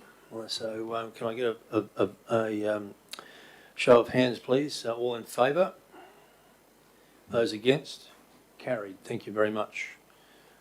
All right, on to 14.3, which is another notice of motion from Councillor Bello in relation to the Yeppoon Showgrounds. Now, before I go to you, Councillor Bello, we'll go to get a move in a second. So I'm assuming you'll move that, Councillor? Yeah. Seconded, Councillor Mather, thank you. And following your speaking to this notice of motion, Councillor, I will ask the CEO to make some comments around this one, because there is some work going on behind the scenes here in relation to this one. So, Councillor Bello, over to you. Yeah. Absolutely, yeah, fire away. Sorry, so my only question in regards to this one, I'm fully supportive of the intent. My question is, was this able to be dealt with in a way that would get an officer's report to provide some more detail around this? Intrinsically, I support it, but I feel like there's a lack of information available from officers for me to make a clear decision on this, and I just it's got quite detailed. It's a very detailed and oriented motion, and I just wondered, considering and sorry, that's my question. Is this able to I don't know. So my question will be to Councillor Bello. Is this being dealt with because this is the pathway that you feel we need to be at this point, or would it be potentially possible to do this as referring it to a workshop to get more information to inform a decision? Yeah, thanks for the question, Councillor Hutton. Look, I'd have no problem with deferring this to a workshop to get a broader discussion on it. We have had quite a bit of discussion in the past with deputations from the President of the Show Society, Ken, whose name eludes me, help me out, Ken Landsberg, thank you. And I guess the impetus really comes from those discussions with Ken that I believe it'll send an injection of energy into that Show Society, which I think is a tangible thing we can do, but happy to, whether it's supported today, whether it's deferred to a briefing session for, whether it's refined through that process, happy to for probably either of those options. A further question, if you will, Mr. Mayor. So I suppose, Councillor Bello, would you consider removing number 2 so that we could get some more? So particularly the first 2, I think it makes sense to receive the report. There's nothing wrong with that. Requesting costings, that's just us being helpful. So I'm more than happy to support both of those things today, so we can make some movement on this and to support the society. But it was that dot point number 2 which supported in principle the alternate biodiversity corridor. It's just in the absence of any advice from officers, I feel, that I'd be making a decision outside of that. So are you happy to manage that? So could we... Just in responding to the question, I'd probably prefer to leave it in and if need be, procedural to a briefing session, because that element is very important to the progression of the Show Society's ability to actually make good of that block of land out there. But understanding that may be too big a step to make here. So if it was the desire to have, more detail about what does that actually mean, then certainly happy to defer it to a briefing session for that discussion so that the assurities can be provided that may not be able to at this level here unless the CEO was able to add anything to that. Through the chair, sending it to the briefing or referring it to a briefing session for further information is probably the best way to have the councillors get the full information. All right, councillors, and I have to say I concur with Councillor Hutton and the acting CEO around the process on this one, Councillor Bello. So can we amend the point 2, please, Justine? That the matter be referred to Councillor Mather. Oh well, Councillor Hutton's suggestion, I think was. All right. Okay. All right. Okay. I missed that. Sorry. All right. So we've got a procedural motion moved by Councillor Bello that I'm assuming that the matter be referred to a briefing session.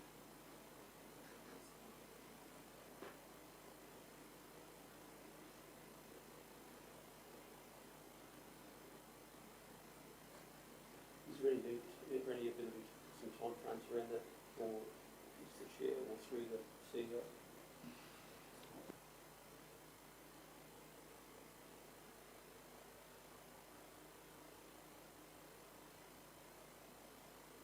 Go so far as to say often has been applied to them, but you can, yes. All right. So you would prefer it, I'm assuming, Councillor Bello, to go to the next briefing session of council. That'd be wonderful.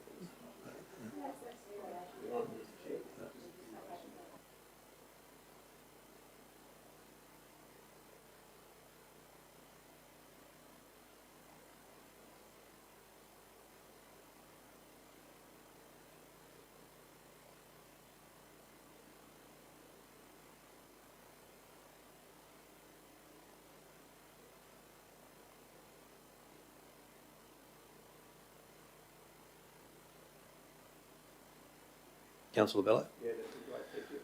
All right. So, councillors, the procedural motion moved by Councillor Bello is pursuant to section 219D and 219(6) of Livingstone Shire Council's meeting procedures policy. The matter lay on the table pending a report being presented at the next briefing session. All right. So it's moved by Councillor Bello. Councillor Bello, do you want to speak to that? No. Any other contributions, councillors? All right. So we'll go to the vote on this one. All in favour? Those against? Carried. Thank you very much.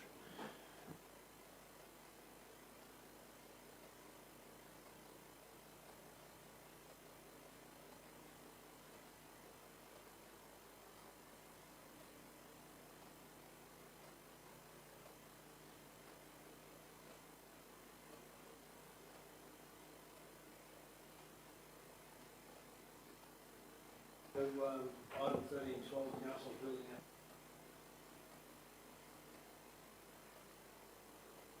I'll step in and do this one, Mr Mayor. So, councillors, this is in response to what would appear to be some changes in the way the Building Our Regions program is now administered. Previously, commitments by CEOs, acting CEOs, are sufficient for them to have confidence in the project being delivered. Likewise, having things identified in capital works programs had previously been satisfactory as well. However, they're now wishing to have formal resolutions of council. So both the Mill Gallery expansion, which is the Fig Tree Gallery expansion these days, and the Yeppoon Sewage Treatment Plant Sustainable Energy Project are within council's capital works programs. They're part of the adopted budget. However, for completeness, we are now required by the funder to have resolutions specific to the projects. So that's why we've had to bring this here today. Thank you, Mr Acting CEO. Any questions before we go to debate on it, councillors?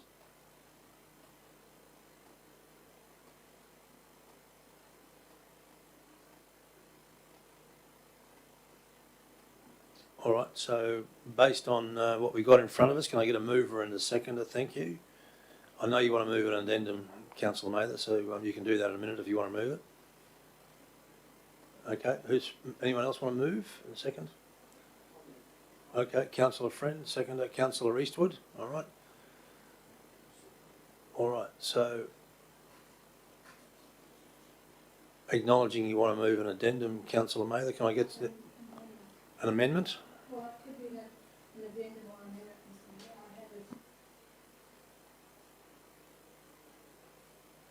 amendment. Okay, would you like to address that one?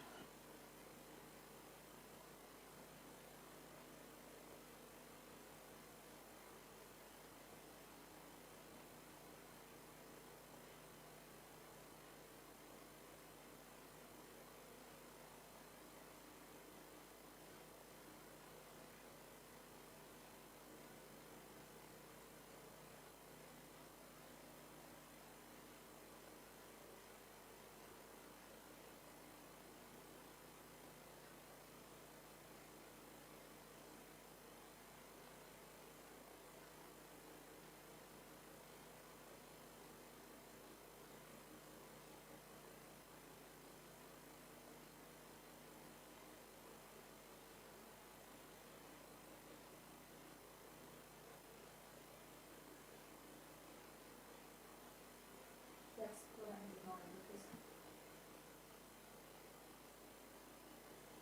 won't go into any debate, Mr. Mayor, but I've just seen it so many times that we don't hear about these things till it's got to the end of it. We've jumped over the hurdle and it's going to cost us more.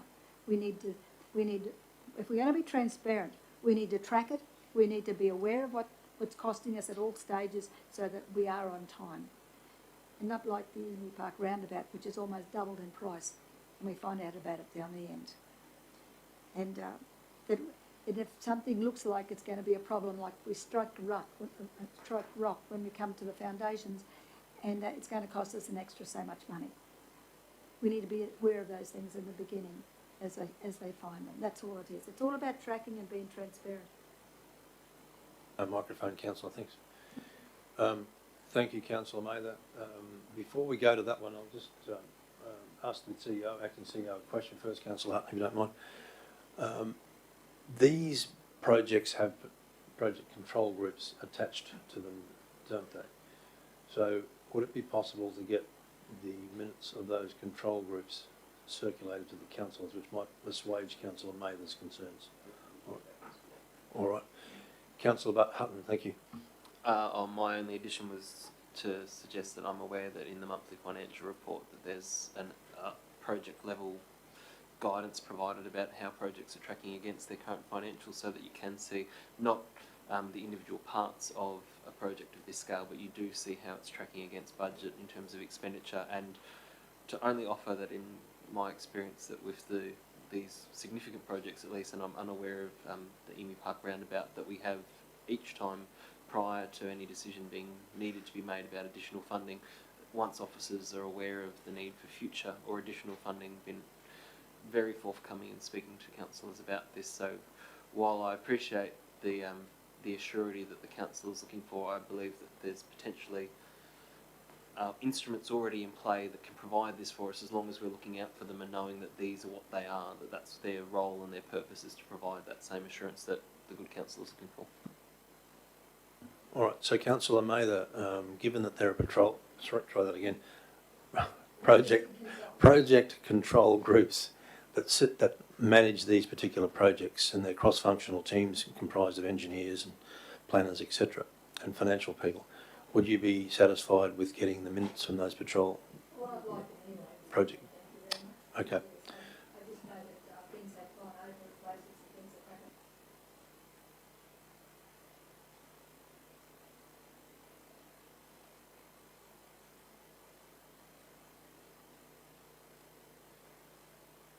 No, okay, thank you, Councillor Mather, because I am privileged to be able to attend a number of those project control groups, and the information there is quite significant. So I'm sure if the acting CEO can arrange for that to happen.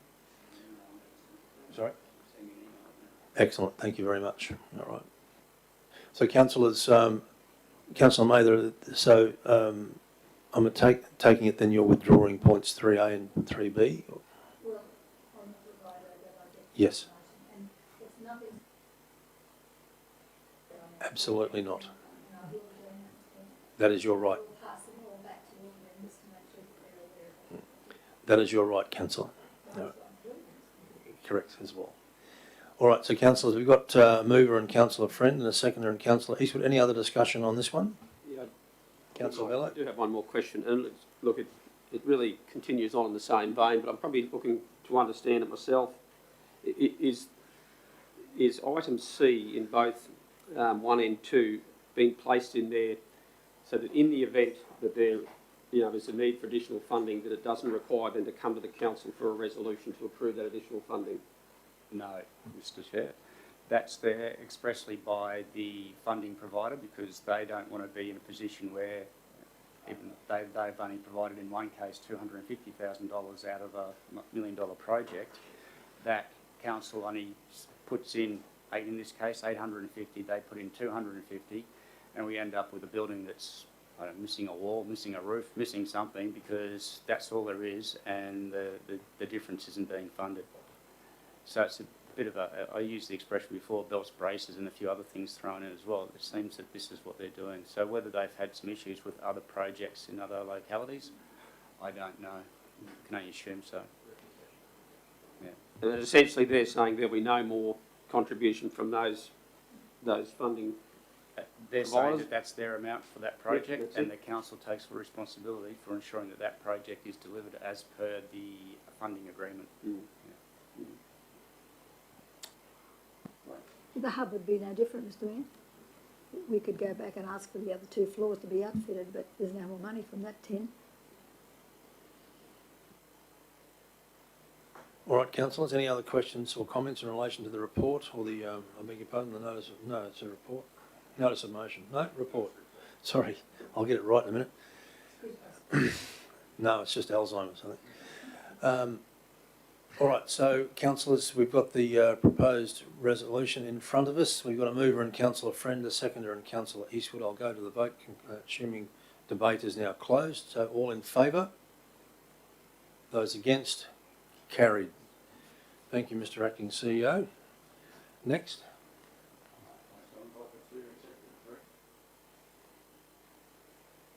Thank you. So business outstanding next, councillors.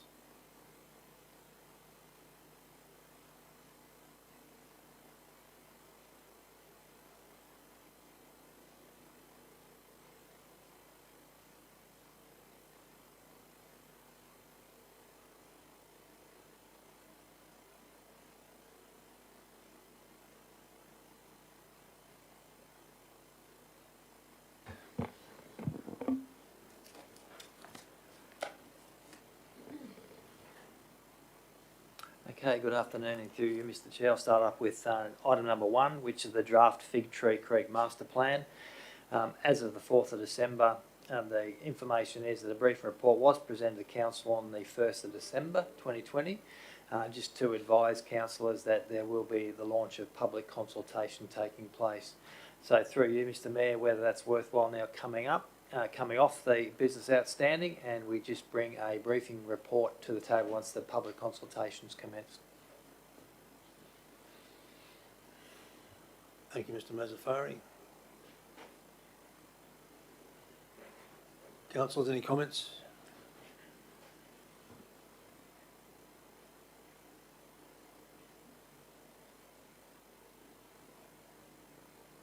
Okay, number 2. Number 2 is the former Catholic Church building at Marlborough. On the 17th of December 2020 was the last update, and that's just to provide information that will be provided to the council about the cost of making those renovations possible for further, I suppose, scope of that area. And so that'll be a report coming to the table from our community assets team, community facilities team. Number 3. We have got a slight update apart from what's recorded in there. So we actually have now produced a lease that's gone to the DNRM for consultation. There has to be some further work in regards to NBN and Optus to do some upgrades of that tower. When they started to investigate that tower, they realised this is NBN, they realised that it was pretty corroded, so they will have to do some further updates in regards to that. So that is progressing very well. Again, it's just waiting with DNRM now for the final consultation of that lease. Number 4, which is proposed trustee lease to the Yeppoon Inlet. 4th of December 2020, Council Officer met with Robert Harris Rivet Lawyers on the preparation of the trustee lease document. It is hoped, and I spoke to the Principal Property Officer just before, that the draft document will be available for provision to the Yeppoon Inlet. We are at this stage on track to provide that before Christmas so they can have a look at that document. Number 5, petition requesting access to Long Beach.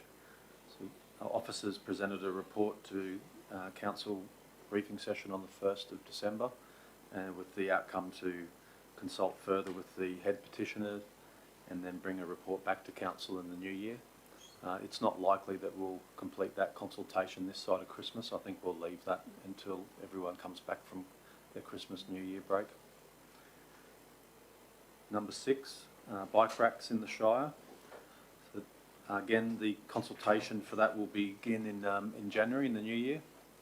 So there hasn't been any movement on that since the last time we spoke about it in the ordinary meeting. Number 7, the RV parking. That has now gone out to community consultations. Councillors should have seen that yesterday. So that'll be interesting to see what sort of feedback we receive from the tourist parks and tourism authorities. And we'll bring back that information to the council for further discussion.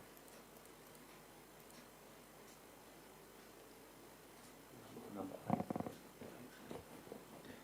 Yeah, number 8, no updates apart from that. It was a report was tabled on the 1st of December 2020 briefing session in regards to an update in regards to those signs. Number 9, sorry, Councillor. When are the boundary signs going to be ready? We're still in consultation with those, with traditional owners, etc. A further report will be provided in regards to that. There was a briefing report tabled on the 1st of December meeting. Yeah. Okay. So I haven't got a timeline when they'll be ready yet. While we're fighting the Rocky Council over who owns what and who wants to own what, we don't have any indication who we are.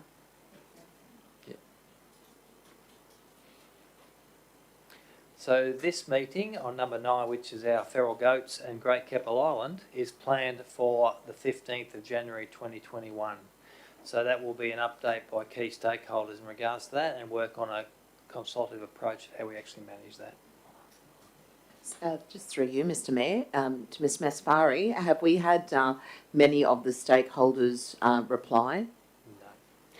Not at this stage, Council. We will follow that up before the end of the year. Thank you. Number 10 is the unsealed roads service levels.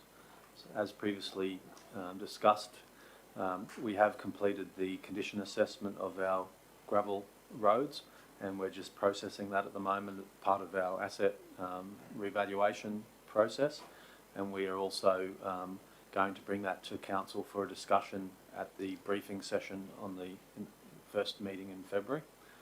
So it's going to be quite a lengthy discussion around our levels of service and all of the intricacies around maintenance and capital improvements on our unsealed road network. And it's good with respect to timing on our budget deliberations for next financial year and our service plan reviews.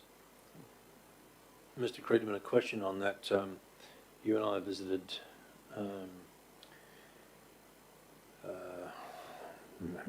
Narimbra recently, and we took a drive down Burdekin Road, and we discussed Burdekin Road in the context of other similarly configured roads within the Shire that were sort of abutting built-up areas that were unsealed. Will that discussion be held at this time as well? We can include that. Mr Mayor, I have asked officers to look for, I think we believe there's a handful of roads similar on the edge of our urban areas. So I've asked officers to put together that list and put together the estimates with the view to insert those into the Forward Works program. My view is that those roads, so Burdekin Road in particular, won't quite meet the intervention levels and standards to be sealed. So it's a separate category which we'll bring back to the table for discussion as part of that deliberation. Item number 11 is the notice of motion Councillor Hutton placemaking beach signs. That is also aligned to number 8, which was tabled on the 1st of December 2020 briefing session. No further updates in regards to that at this stage. Item number 12, which is the proposed sale of council land in Golding Street. A contract of sale has been executed by both parties. This matter will now proceed subject to the terms of contract. Through you, Mr Mayor, do you wish to leave that until this actually is unconditional, or are you happy to take that off business outstanding now?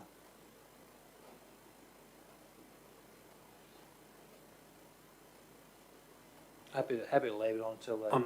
I'm probably more comfortable leaving it on until it's actually unconditional. Certainly, Mr Mayor. Item 13, recycled water fees and charges. So we've completed our assessment of and model of the fees. That's sitting with our manager of community assets and GIS for a review. He's planning to finish that prior to Christmas in the next week, and then we'll pass that through to our finance team for a peer review, and we're proposing to bring that back to council for discussion early in the new year, and that will help us also set our direction for the next budget cycle. Memorial Parklands. So that project, we've spoken to our funding body, and we've received confirmation that we'll have an extension to our project timeframes, which is good news. We've been back and forth a number of times trying to find some usable underground water, and we've had some luck in recent times. The water that we've found is a little bit saline, but it's also able to be used. So that's a good thing. In the new year, we'll be looking to develop up our staging plan, because this project won't be completed this financial year. It will be an ongoing project. Our officers are juggling a number of projects, so I've asked them to look to engage a small consultancy to try and promote the staging plan, so we can have that presented to council and useful for our deliberations in future year forward works programming. Number 15 is Pacific Heights Road. So we have completed a speed review assessment of the council resolution, which was to review the 40 kilometre. Sorry. So we have completed an engineering assessment, and that has gone to the external 3E committee for review. I've asked for that process to be basically stopped, and I'm asking for a separate review before I bring it back to council in January for debate. So we're asking for an additional peer review of a traffic assessment, and at this stage, the 3E committee has indicated that they would not support a 40 kilometre an hour speed reduction, but I'm working to try and see if there's any opportunity to revisit that with additional information in the new year. So a question through you, Mr Mayor. The 3E committee, who does that consist of? Thank you for the question, Councillor. So the 3E committee is a legislative requirement under the Traffic Act and Manual of Uniform Traffic Control Devices. The membership includes representatives from the police, Department of Transport and Main Roads, and local councils. So that's legislated as part of the speed review process. There's 9 steps that need to be undertaken, and one of the steps, step 8 I think it is that the 3E committee needs to review the proposals and then make a recommendation. So each district in the Department of Transport and Main Roads has a 3E committee. So there's districts all throughout Queensland. I think there's about 13 districts from memory, and each of those districts have a 3E committee, and we take items to them from time to time. If we disagree with the recommendations or the outcomes from the committee, we can go to step 9, which is taken to the state review panel, which is chaired by the by the Director General. But before we get to that stage, I've asked for some other reviews to be done and some information to be considered. So is it premature to ask what that other option would be? Or would you rather just keep it? I can talk to it. It's essentially, we've got one traffic report completed, and I'm asking for an additional traffic report to be completed by a separate traffic engineer. So it's a peer review basically, to try and understand if there's any ability for us to put forward a different case, a slightly different angle, look at it at a different angle. So that will come back to council in the new year for a full review and discussion. And that won't go to the 3E at this stage? No, so we've already gone to the 3E committee, and they've given us their advice that they would not support a reduction in the speed.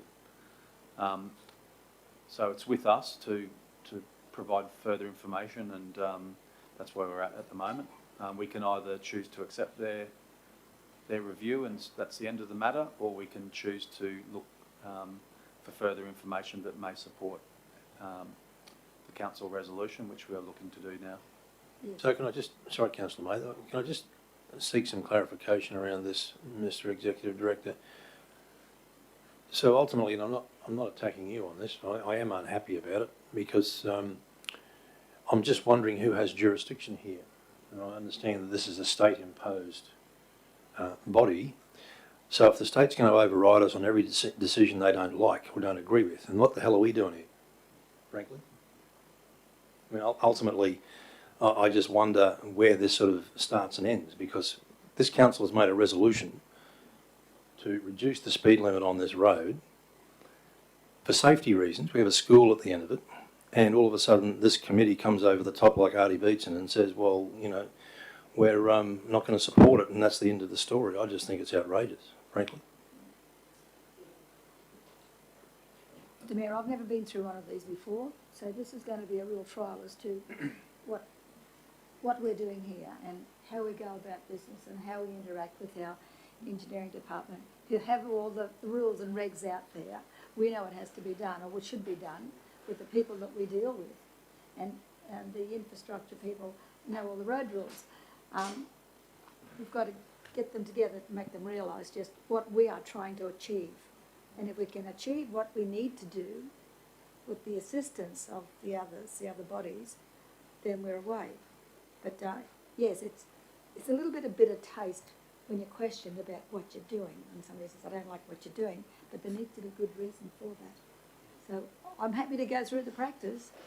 So like I said, this is the first time I've been through it. So it'll be a lesson to all of us. Well, it will be, Councillor. I mean, I'm perfectly happy to be held accountable for our actions as well. But I mean, I fully acknowledge that our officers would have gone to this 3E group putting our case forward. But I'm just gobsmacked that Transport and Main Roads and the Queensland Police Service would not approve or support a reduction in speed on a road that has a major school at the end of it, and where there are obviously complaints from local residents about safety. It just blows my mind. Just given all of the circumstances combined, they'd have to have a good reason to come back. We'll wait with eager anticipation on that one, Mr Creedman. I'll bring that back to the table in January. Item number 16, I'm happy to be able to say we can close this one out. This is the question or notice from Councillor Friend Environmental Levy, which was presented today. Number 17, notice of motion from Councillor Hutton, Great Keppel Island, was to investigate a working group. A public forum is to be hosted in February 2021.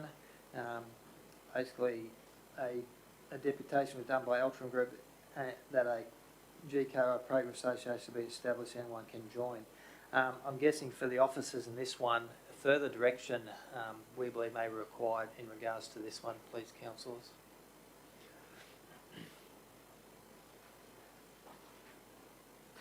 Through you, Mr Mayor, I believe after the deputation, or through the deputation, I asked the Mr Acting CEO, can councillors attend, and could you please repeat your answer again? Thank you. My response, councillor, was it was up to you to make those decisions, but if you were attending, you need to make it quite clear the circumstances under which you were attending, and that your attendance there wouldn't necessarily be seen as a formal position of this organisation. And you'd also then need to manage any potential conflicts that may arise as a result of that.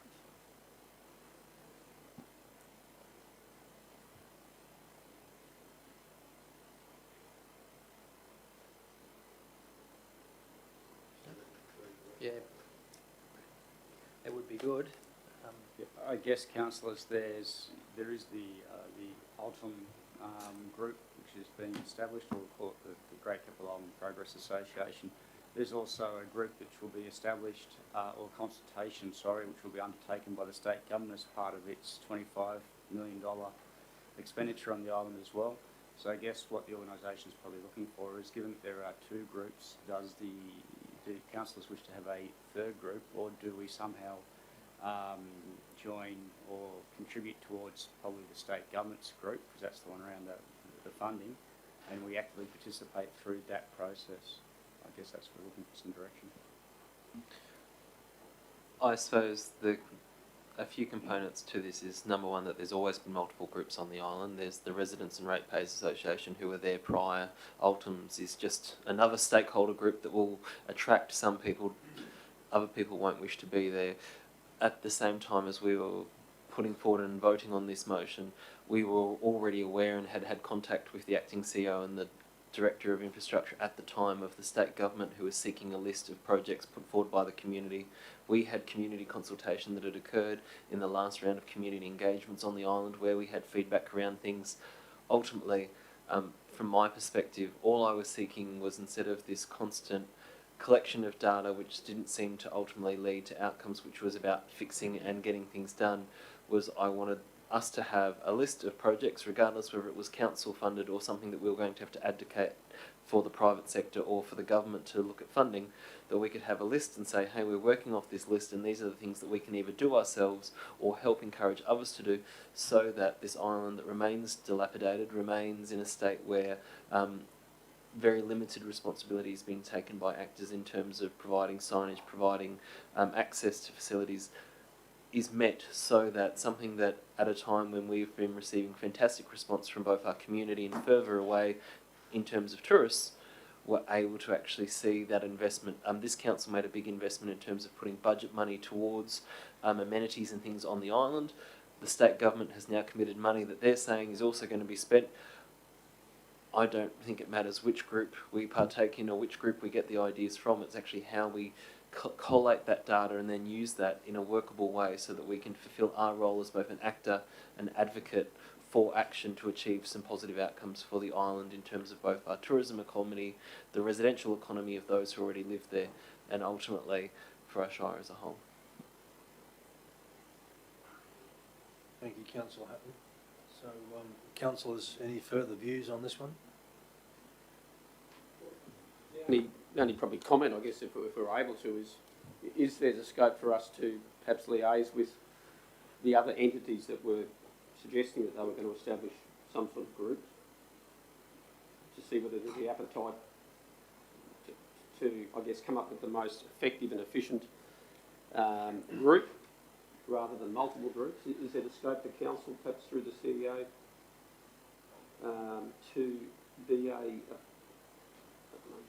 conduit, not so much as the leader of that, but even just to open the lines of communication, you know, given the context of the intent of this motion, that they may not be aware that we've already sort of started a direction towards it, but we haven't yet landed what it's going to look like. And so is there the benefit of us in perhaps contacting, whether it be Altum, whether it be the Keppel Island Progress Association, ratepayers, whoever they are, and so that we can see either one group or a group. They may want to join our group, or if we are going to have a group. I tend to think that with the groups that currently are in existence, I would be a bit disappointed, I suppose, if representation from council wasn't requested anyway. So the group, I think, that probably carries the most weight would be the one formed or forming by the state government. Mr Mazafari, that's one group, is it not? Yeah. And the other one is the group proposed by Elton. Am I understanding that correctly? And that's correct, Mr Mayor, and I have a sneaky suspicion they'll be very similar in make-up anyway, those groups. Yeah. So there might be a couple that won't want to be part of that, but in general, most of the people will be in the same group. Well, just as a suggestion, councillors, perhaps if we can find out the composition of those respective groups, and then we can determine who and which councillors may well represent us on those groups. Councillor Hutton. Mr Mayor, perhaps it's a scenario where ultimately the motion requires some amendment, and because ultimately it's the outcome about the explicit cataloguing and addressing of the tourism infrastructure challenges which requires attention.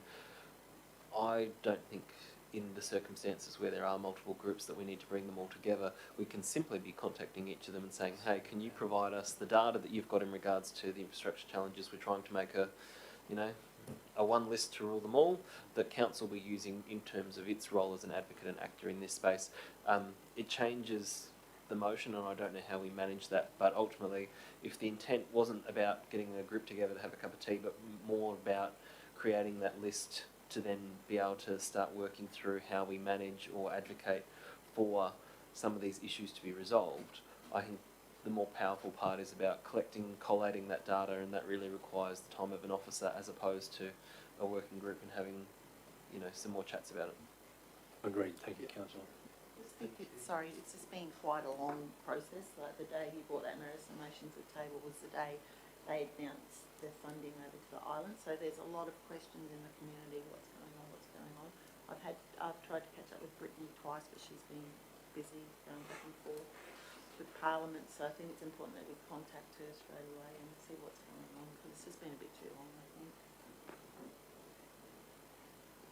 All right, happy to move on, ladies and gentlemen. All right, thank you. Item number 18, which is the 25 years of friendship, Central Queensland and Singapore. We did send an email back the 1st December to the General Manager of Vance Rockhampton, who is considering this request. No further advice has been received since 6th of November. We will once again follow up with an email or a phone call to get some further information based on that. The next one. Sorry, if I can just go to Councillor Hutton for a second. In the absence of any contribution from Advance Rockhampton, I'm just putting out the suggestion that we could perhaps do something on our own.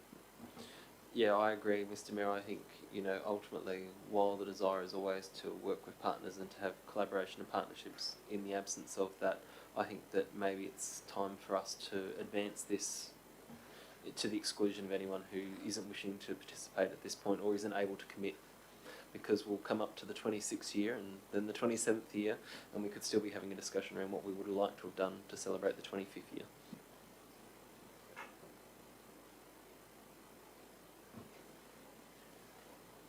Item number 19, no further updates apart from the open space team are working on the costings and maintenance in regards to that sign, and we will also be working with our economy and places team for those signage. Item 20, Adelaide Street parking and traffic issues. We've spoken to Council at a briefing session on the 1st of December, and we'll look to go out to the community for engagement on the draft plan in the new year. That shouldn't take very long. We'll just wait for Christmas, New Year to clear, and we'll go out to the residents in the street, gain some feedback on the concept plans, and we'll finalise that with Council for future budget deliberations. Will there be wider consultation outside of just the residents of the street? I'm thinking maybe something on our Facebook page or newspaper or whatever's appropriate. Yeah, I'll talk to our communications officer on that, but yeah, I take your point, it is more than just a few residences and it's through street in some respects. Number 21, cottonwood trees. So the trimming of the cottonwoods has been completed, and that, from my point of view as an engineer, that looks good for sight lines. Our officers have also been working on a number of options for safe crossings of the pedestrians. we'll be looking to present the updated report with the different options in January, so we can progress that to the next stage. Item 22, the recyclables processing service contract. Officers have been working with lawyers from the different councils involved in the contract, and we're at a stage in the next 2 weeks we're hoping to finalise that. There's going to be an interim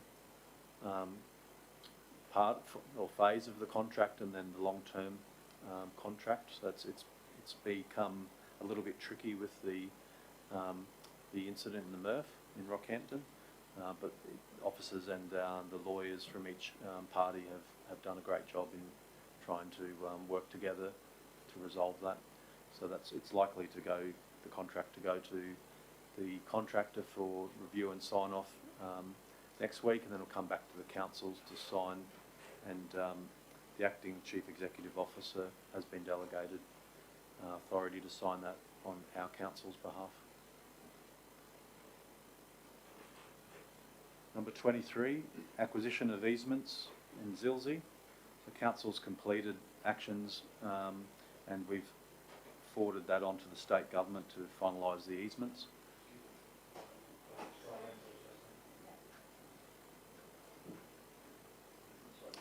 So that matter is now with the state government for finalisation and registering of the easements. That can take some time. It's not a regulated process, so we're in the hands of the state government on that. But it's good to see that our officers have completed their tasks and forwarded it to the state. Number 24, these lots of land did go to auction on Saturday. Unfortunately, there were no sales out of that. Although there were 6 registrations, only 3 active bidders. I can give you a quick summary, and I think Sonia's here as well as Brett. Basically, lot 1 was passed in. Lot 6 had no bids on it. Lots 10, 11 and 12 had basically all the same bidder, 1 bid only. And then there was no bids on lot number 19, and lot number 13 was also passed in. So the vision is now to list at the reserve price for sale. Is that right, Mr. Bacon? Question to Dave, Mr. Mayor. Dave, how far was the reserve price, not telling us what it is, from the bidder? I can tell you that, councillor, having sat there and watched it on the day. In some cases there were, it was light years apart. In other cases it wasn't that far off the mark. So some of whoever was the highest bidder, the agent will now discuss with them to see whether they can... Oh, there was more than 1 bidder? Oh, on the day there were... On a block, on a block? No, there were three active bidders, but they were bidding on separate lots. In some cases they put in 2 bids or 3 bids, still didn't get to the reserve, so the agent then deals with them firstly to see whether they will lift their bid up to something which is the reserve. If it doesn't hit the reserve price, then council can make a few decisions as to whether it wishes to, council, as in the elected body, can make a decision whether it wishes to go with that price or whether, no, we will list them on the open market at the reserve. Given the current market, I'd probably be leaning towards saying list them on the open market. I wouldn't be going for anything less necessarily right now. I don't think the market's in the doldrums by any stretch of the imagination. So there's still a chance that we might get a sale out of one of them? Correct. And there were people who are interested in the lots but weren't there and bidding on the day because they aren't unconditional. So the people who were there bidding had the benefit, I guess, of not having to, they had to be able to sign a contract then and there. Some of the people aren't in that position, but they're obviously interested. So if the highest bidders fall over, I suspect you'll find those other parties will start to have those discussions. Believe in hope. Thank you. Item 25, which is the bins in Park Street at the footbridge. We've decided to extend the trial to the end of January, which is the end of the school holiday period, to help capture as much littering as we can. We have officers have written to the shop owners and the centre management to try and engage with them on an education campaign. We have had one letter back. I can't recall exactly who it's from now off the top of my head. So we are getting a little bit of traction there. At the end of the trial, we'll bring a report back to council and discuss the findings and with the community group's views and our officers' views as well. Through you, Mr. Mayor. Thank you, Mr. Creedman. I really appreciate all the efforts on this one. Have the signs been installed as yet? I haven't seen the signs installed myself, but my understanding was they were meant to be installed about 2 weeks ago. So I'll go and take a photo of them for you, Councillor. Thank you. Them through. Number 26, which is the traffic management issues in Bangalee and Bangalee Beach area. This will be reviewed. Each of the dot points will be fully reviewed in January with a report back to council in early February at the work briefing session. There have been some comments back and forth between officers and residents, and we've installed a variable message board sign. My view is that we will probably need to look into that a bit further over the next few weeks before Christmas period and the busy times, because there's some, I guess you call it, debate amongst ourselves as officers and the community as well, and the best location for some of these measures, the interim measures. So some work needs to be done, and some communication with the residents face to face need to be enacted in the next week or two. Through you, Mr. Mayor. Mr. Creedman, would you keep me up to date? Absolutely. Yeah. As I believe Christmas is Friday week. Yes. Yes, thank you. Just a question for the officer, Mr. Mayor. Is that sign, is that the speed limit sign that's halfway up the road at Inns Avenue? Yes, Inns Avenue, yes. Okay. I'm just wondering how that would affect traffic on the beach and the Bangalore ramp situation, that was all. I think the officer's view is that we're trying to slow the traffic down as they enter into the township. We've got quite a few repeater signs down onto the beach and also along the beachfront for 30 kilometres per hour along the house frontages, and then 50 kilometres an hour further up. So what we were proposing to do was to try and slow and make it traffic aware that they needed to slow down as they came from the rural limited access road, I guess you call it, into the urban areas. And that's the officer's view at the moment, and we have received some differing views from residents in the community, and we're looking to debate and discuss with the residents to try and find a solution that will help alleviate the issue, and especially over the Christmas period.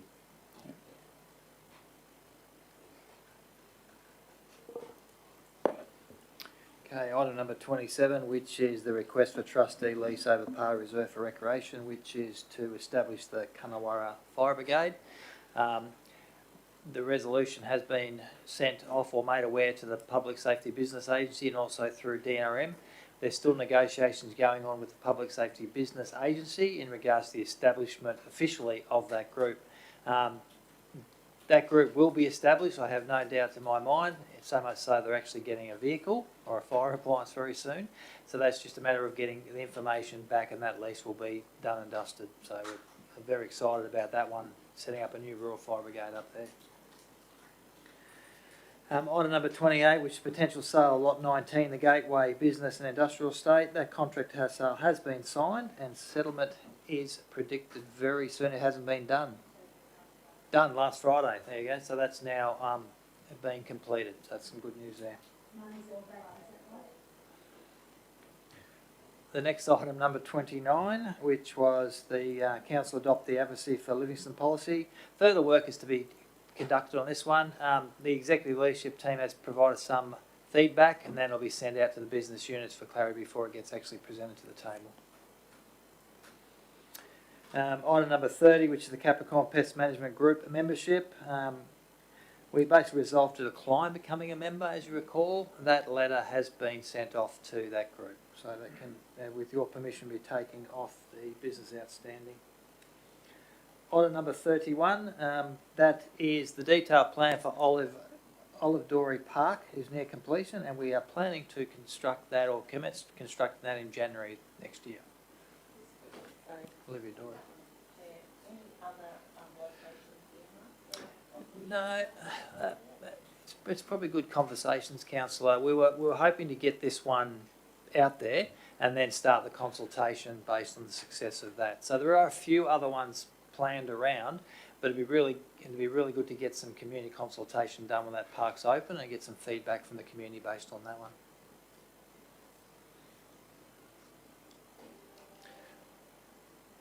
I'm up to item number 32. The notice of motion, Councillor Hutton, with 100,000 trees. This is a collaborative approach between natural resource management, economy and places and open spaces. The teams will meet to develop and addressing the 4 elements, and we will we're planning to go to a briefing session, if not the February one, by the March one in regards to that. Sorry, Mr. Mayor, I just wanted to ask a question on that one.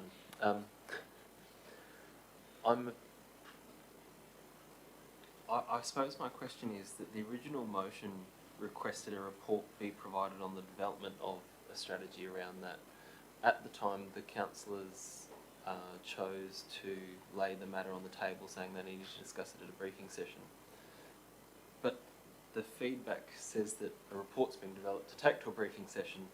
I feel like in some ways the motion's been adopted even though it actually wasn't adopted, in terms of it's the development of a report for us to then look at it, adopting something. And I'm just not sure, and obviously I didn't vote to lay it on the table and to defer it to a briefing session, so I'm just wondering if that was the intention of the councillors at the time, was that they're looking for the report, which is what the original motion requested, was a report anyway, or whether they actually wanted to discuss the worthwhileness of actually having officers undertake all this work prior to actually getting officers to expend their time developing a report that would come to a meeting.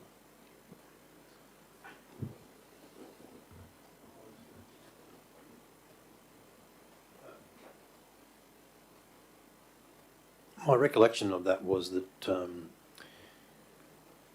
we laid it on the table so that we could get further information from the officers in relation to the request for a policy around the 10,000 trees.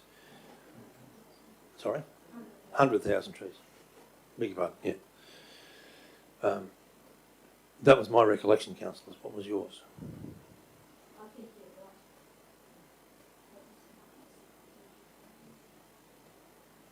So in what you're proposing here in your recommendation, Mr. Mazzafari, is that this will come back to what a council briefing session, Mr. Mayor, in regards to the elements of that notice of motion. So it's, through you, Mr. Mayor, it still needs to be brought together in regards to the complexities of it all and with those key stakeholders, unless you'd rather do it the other way in regards to what the complexities are to formulate the report. So that's why it's depending on which way you want to go. My opinion is it's still important to have that meeting and show the complexity, so we actually look at that question on notice in this whole holistic approach for the whole entire time. Happy to take direction, however. Well, whatever comes back to council, I guess we'd all like it to be a comprehensive report that sort of covers all angles. Yep. Oh, definitely, and I suppose I was just checking that the intent of the councillors, so because, the motion originally stated, request a report be provided on the development of a 100,000 tree strategy, which could be considered by council in identifying opportunity strategy and current policies that support 4 factors. So I am slightly perplexed in that I feel like I'm kind of getting what I asked for, but at the same time, at the time, councillors didn't want to support that, but rather wanted it deferred to a briefing session. And I'm just making sure that the councillors, in terms of the officers' time, is not being invested in giving me what I truly desired, yes. But it's actually a step further than where the councillors wanted the officers' investment of time to be prior to. Yes. Through you, Mr. Mayor. I believe at the time it was said that currently our council, in conjunction with the nursery, have a policy of 5,000 trees in 5 years. That's 1,000 trees a year. And we were looking at comparisons to the cost, not just of planting the trees, but the maintenance of the trees and the comparison to what it currently is at the moment in relation to manpower, costs, etc., and whether it's feasible for that 100,000 trees when our council is trying to maintain 5,000 trees in 5 years. All right, happy to move on, councillors. Mr Mazafari, you're clear on this one now? Yeah, thank you.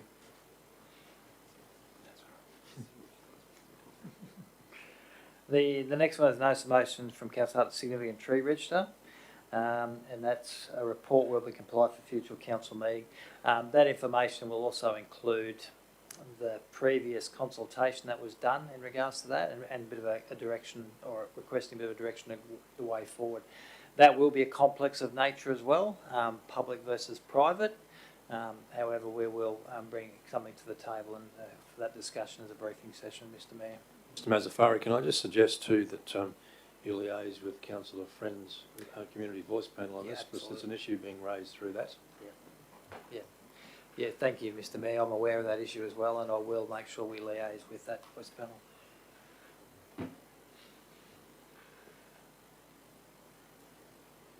The next one is the notice of motion, Councillor Hutton, the Urban Food Bowl.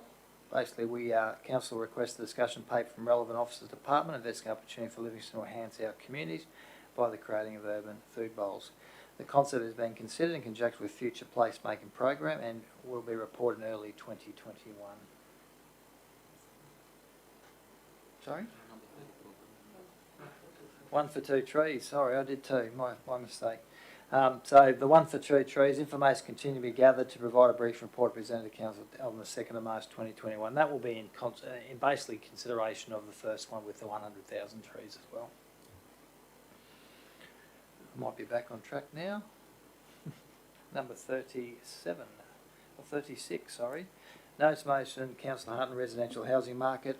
Officers scheduled to present report and relevant information to Council briefed on the January 2021 briefing session.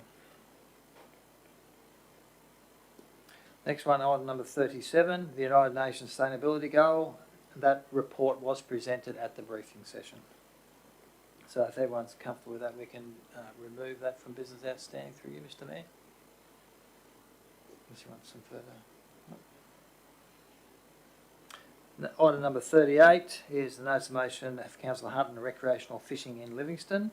It's a 2-part, request literature review and also request consultation process to be undertaken in advance of the creation of a recreational fishing development strategy.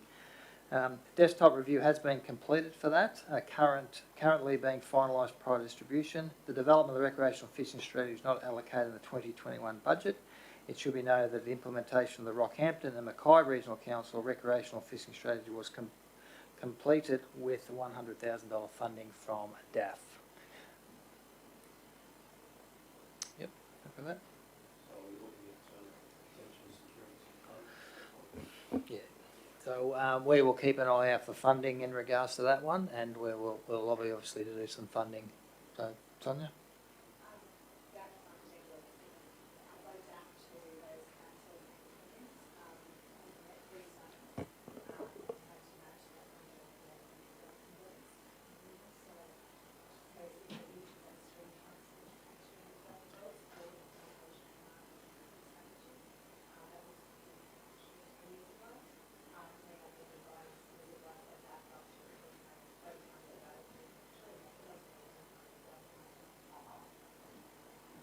Thank you.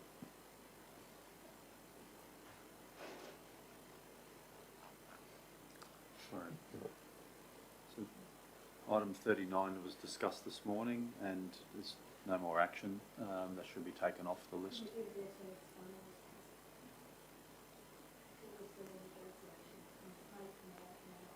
If I could, councillors, I guess the resolutions that investigations be carried out and the report be brought back. So the resolution itself has actually been satisfied.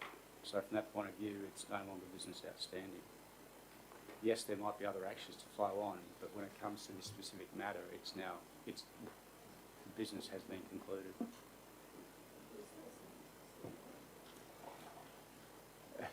I'm merely following the letter of the... Well, that's good, councillor. We'll work together.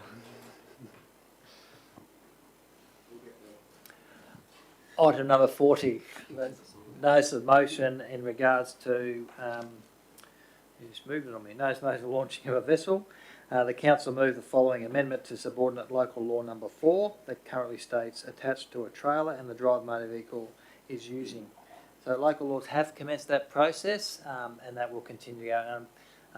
Through you, Mr Mayor, to Councillor Friend, we will provide updates regularly through our portfolio meetings on that one as well for you. Item 41, which is handrails located in disability amenities. Officers have begun a desktop review of the Australian standards and also the building code with a view that they'll do an inspection of each amenities block in the Shire in January, take photos and sketch up alternatives, and then bring a briefing session report. It says early 2021. I'd like to see that in February so that we can use it to inform any budget deliberations as well. Through you, Mr Mayor, February is fine. Mr Crederman.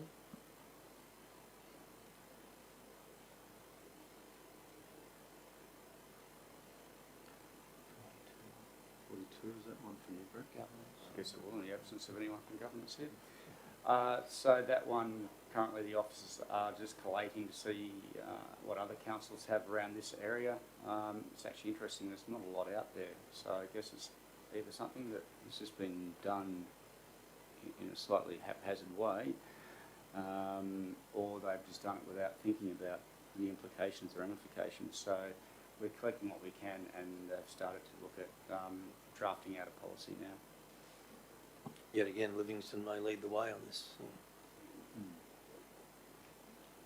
Number 43, Mount Charlton site visit. So we'll be going out on site this afternoon. So bring some water and a hat, and we'll go and discuss the asset issues. Oh, there may be, but yeah, you can have a swim. Councillor, I suggested I don't need to take water to a water reservoir. There should be water there.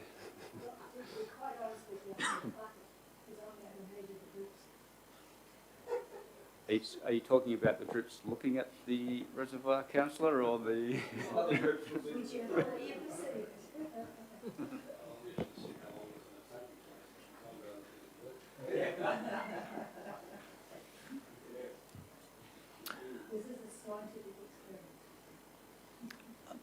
Item number 44, which is the Livingstone Planning Scheme proposed package 3 of amendments. Changes have been made, final consultation report prepared and uploaded to the website. So no further updates, submitters to be notified this week. I haven't got an update as regards to how that went. So I'll make sure that's updated for next one. Item number 45, this is the options for tenancies at the Centre of Excellence Disaster Management Innovation and Community Resilience, known as the Hub. The final report on that is we're still waiting for the clarity of the floor plan that is requested by the possible tenants, and then of course what that costings for us will relate to in regards to fitting it out. And just on another note, the middle floor is being advertised as well online at the moment, so no further updates of how that's progressing.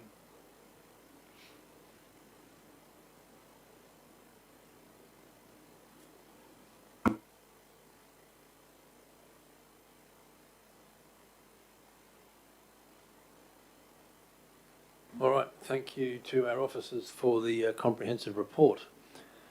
Councillors, we have the proposed resolution before us that the business outstanding for ordinary council meeting be received. So can I get a mover and a seconder, please? Moved Councillor Mather. I'll second it. Thank you. So councillors, we'll go to debate. Any comments or discussion? So, Mr Mayor, I think we should knock a few of these off before we start something new. I guess that's entirely up to the councillors and what happens through the reporting process and the notice of motion process, councillor. No, we're getting a bit excited in that direction, aren't we? All right, councillors, so we've got a mover and a seconder, so I'll go to the vote on this one. All in favour? Those against? Carried. Thank you very much.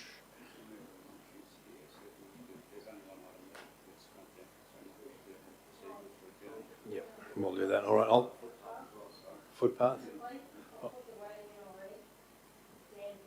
Oh, okay, all right, so you got a, okay, you're right.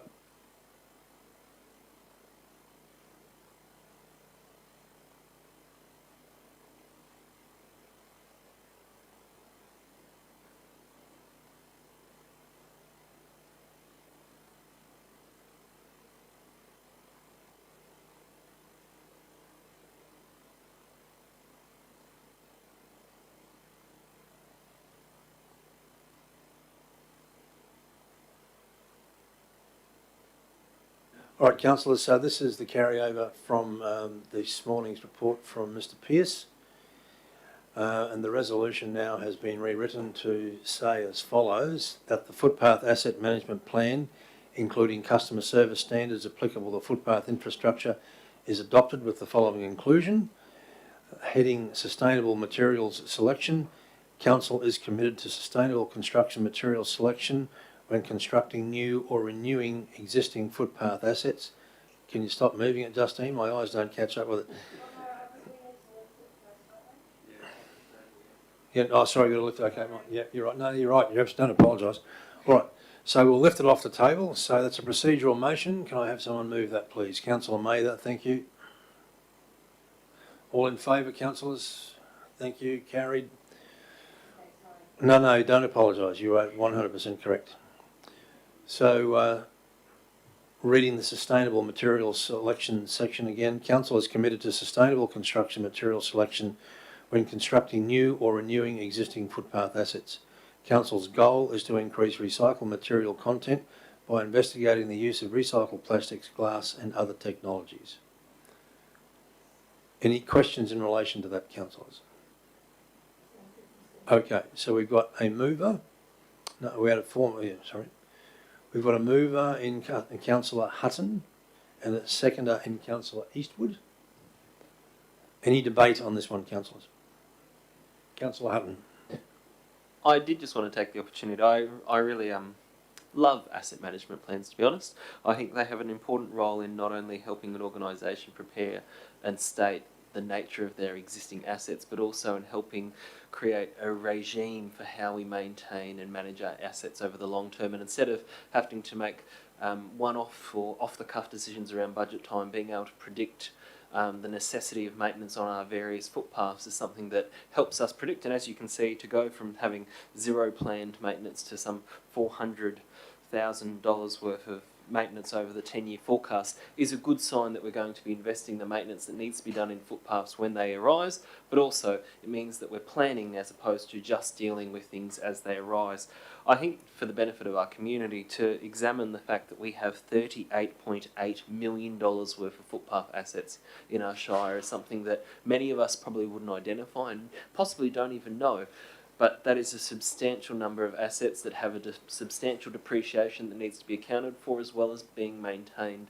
So one of the things that I took from this report was that identification around the need for us to make sure that our maintenance spend on footpaths is matched to the need, but also that as we are implementing growth, and it talked about approximately $7.6 million being spent over the Forward Capital Works program of 10 years in new footpaths, that we are basing it on some science. And I think asset management plans do take away some of the alchemy that we sometimes find with the budgeting process, and where it talks about linking the demand and the future expenditure based on population growth, demographic change, lifestyle and leisure trends, but then also coming back to those really important documents, the Active Livingstone Strategy, the Keppel Bay Coastal Walk Strategy, the Livingstone Access and Inclusion Consultation Report, the Principal Cycle Network Plans, the Priority Route Maps for Cycle Networks, and the Towards 2050 Livingstone 2050 Community Plan are all reasons why this plan in particular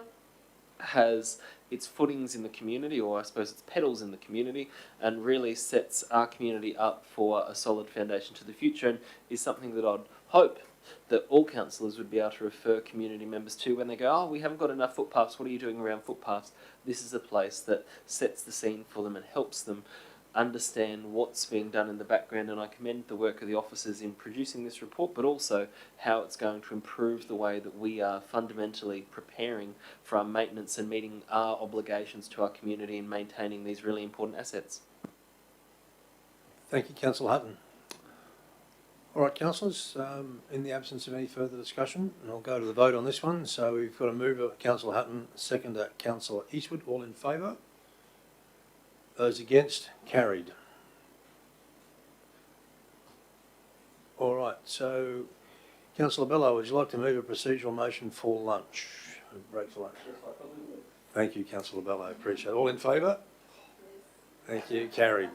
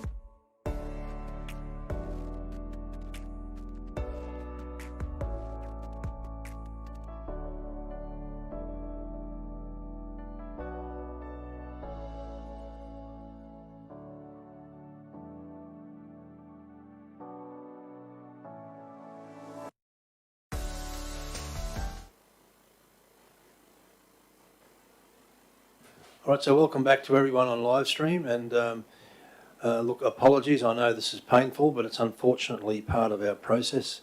When we consider confidential reports, we have to close the meeting and go into camera. So we'll do that very shortly after a resolution, and then come back out and provide you with information in relation to the resolution itself. So, councillors, can I have a mover and a seconder to move into confidential, please? Councillor Mather, Councillor Friend, thank you very much. All in favour? Thank you. Carried. So we will go into confidential, ladies and gentlemen, and come back to you shortly.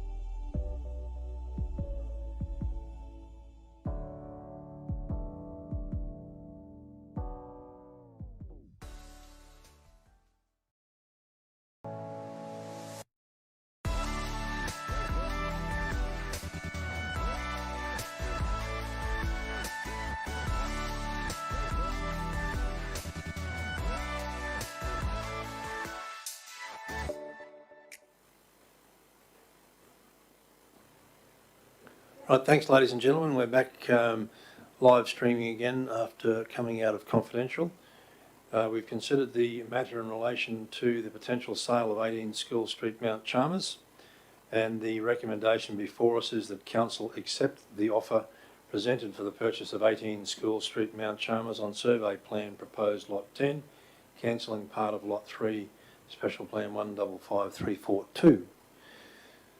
So, councillors, can I get a mover and a seconder for this one? So moved Councillor Bello, seconded Councillor Mather. Thank you. Right, Councillor, in the absence of discussion, I'll call for a vote on this one. All in favour? Those against? Carried. Thank you very much. All right. Any other business, councillors, before we close the meeting?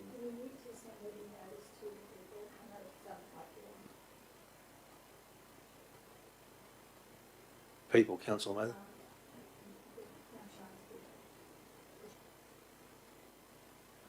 Well, we intend on having engagement once the contract goes unconditional, so that will happen at that time.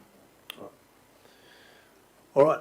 No, in the absence of any other business, councillors, I thank you for your time. I wish you a very Merry Christmas, and may God bless you all and keep you safe, and I hope 2021 brings us bigger and better things. So the same wishes go to the members of the community live streaming in, and also our general community as well. So God bless, stay safe, and see you next year.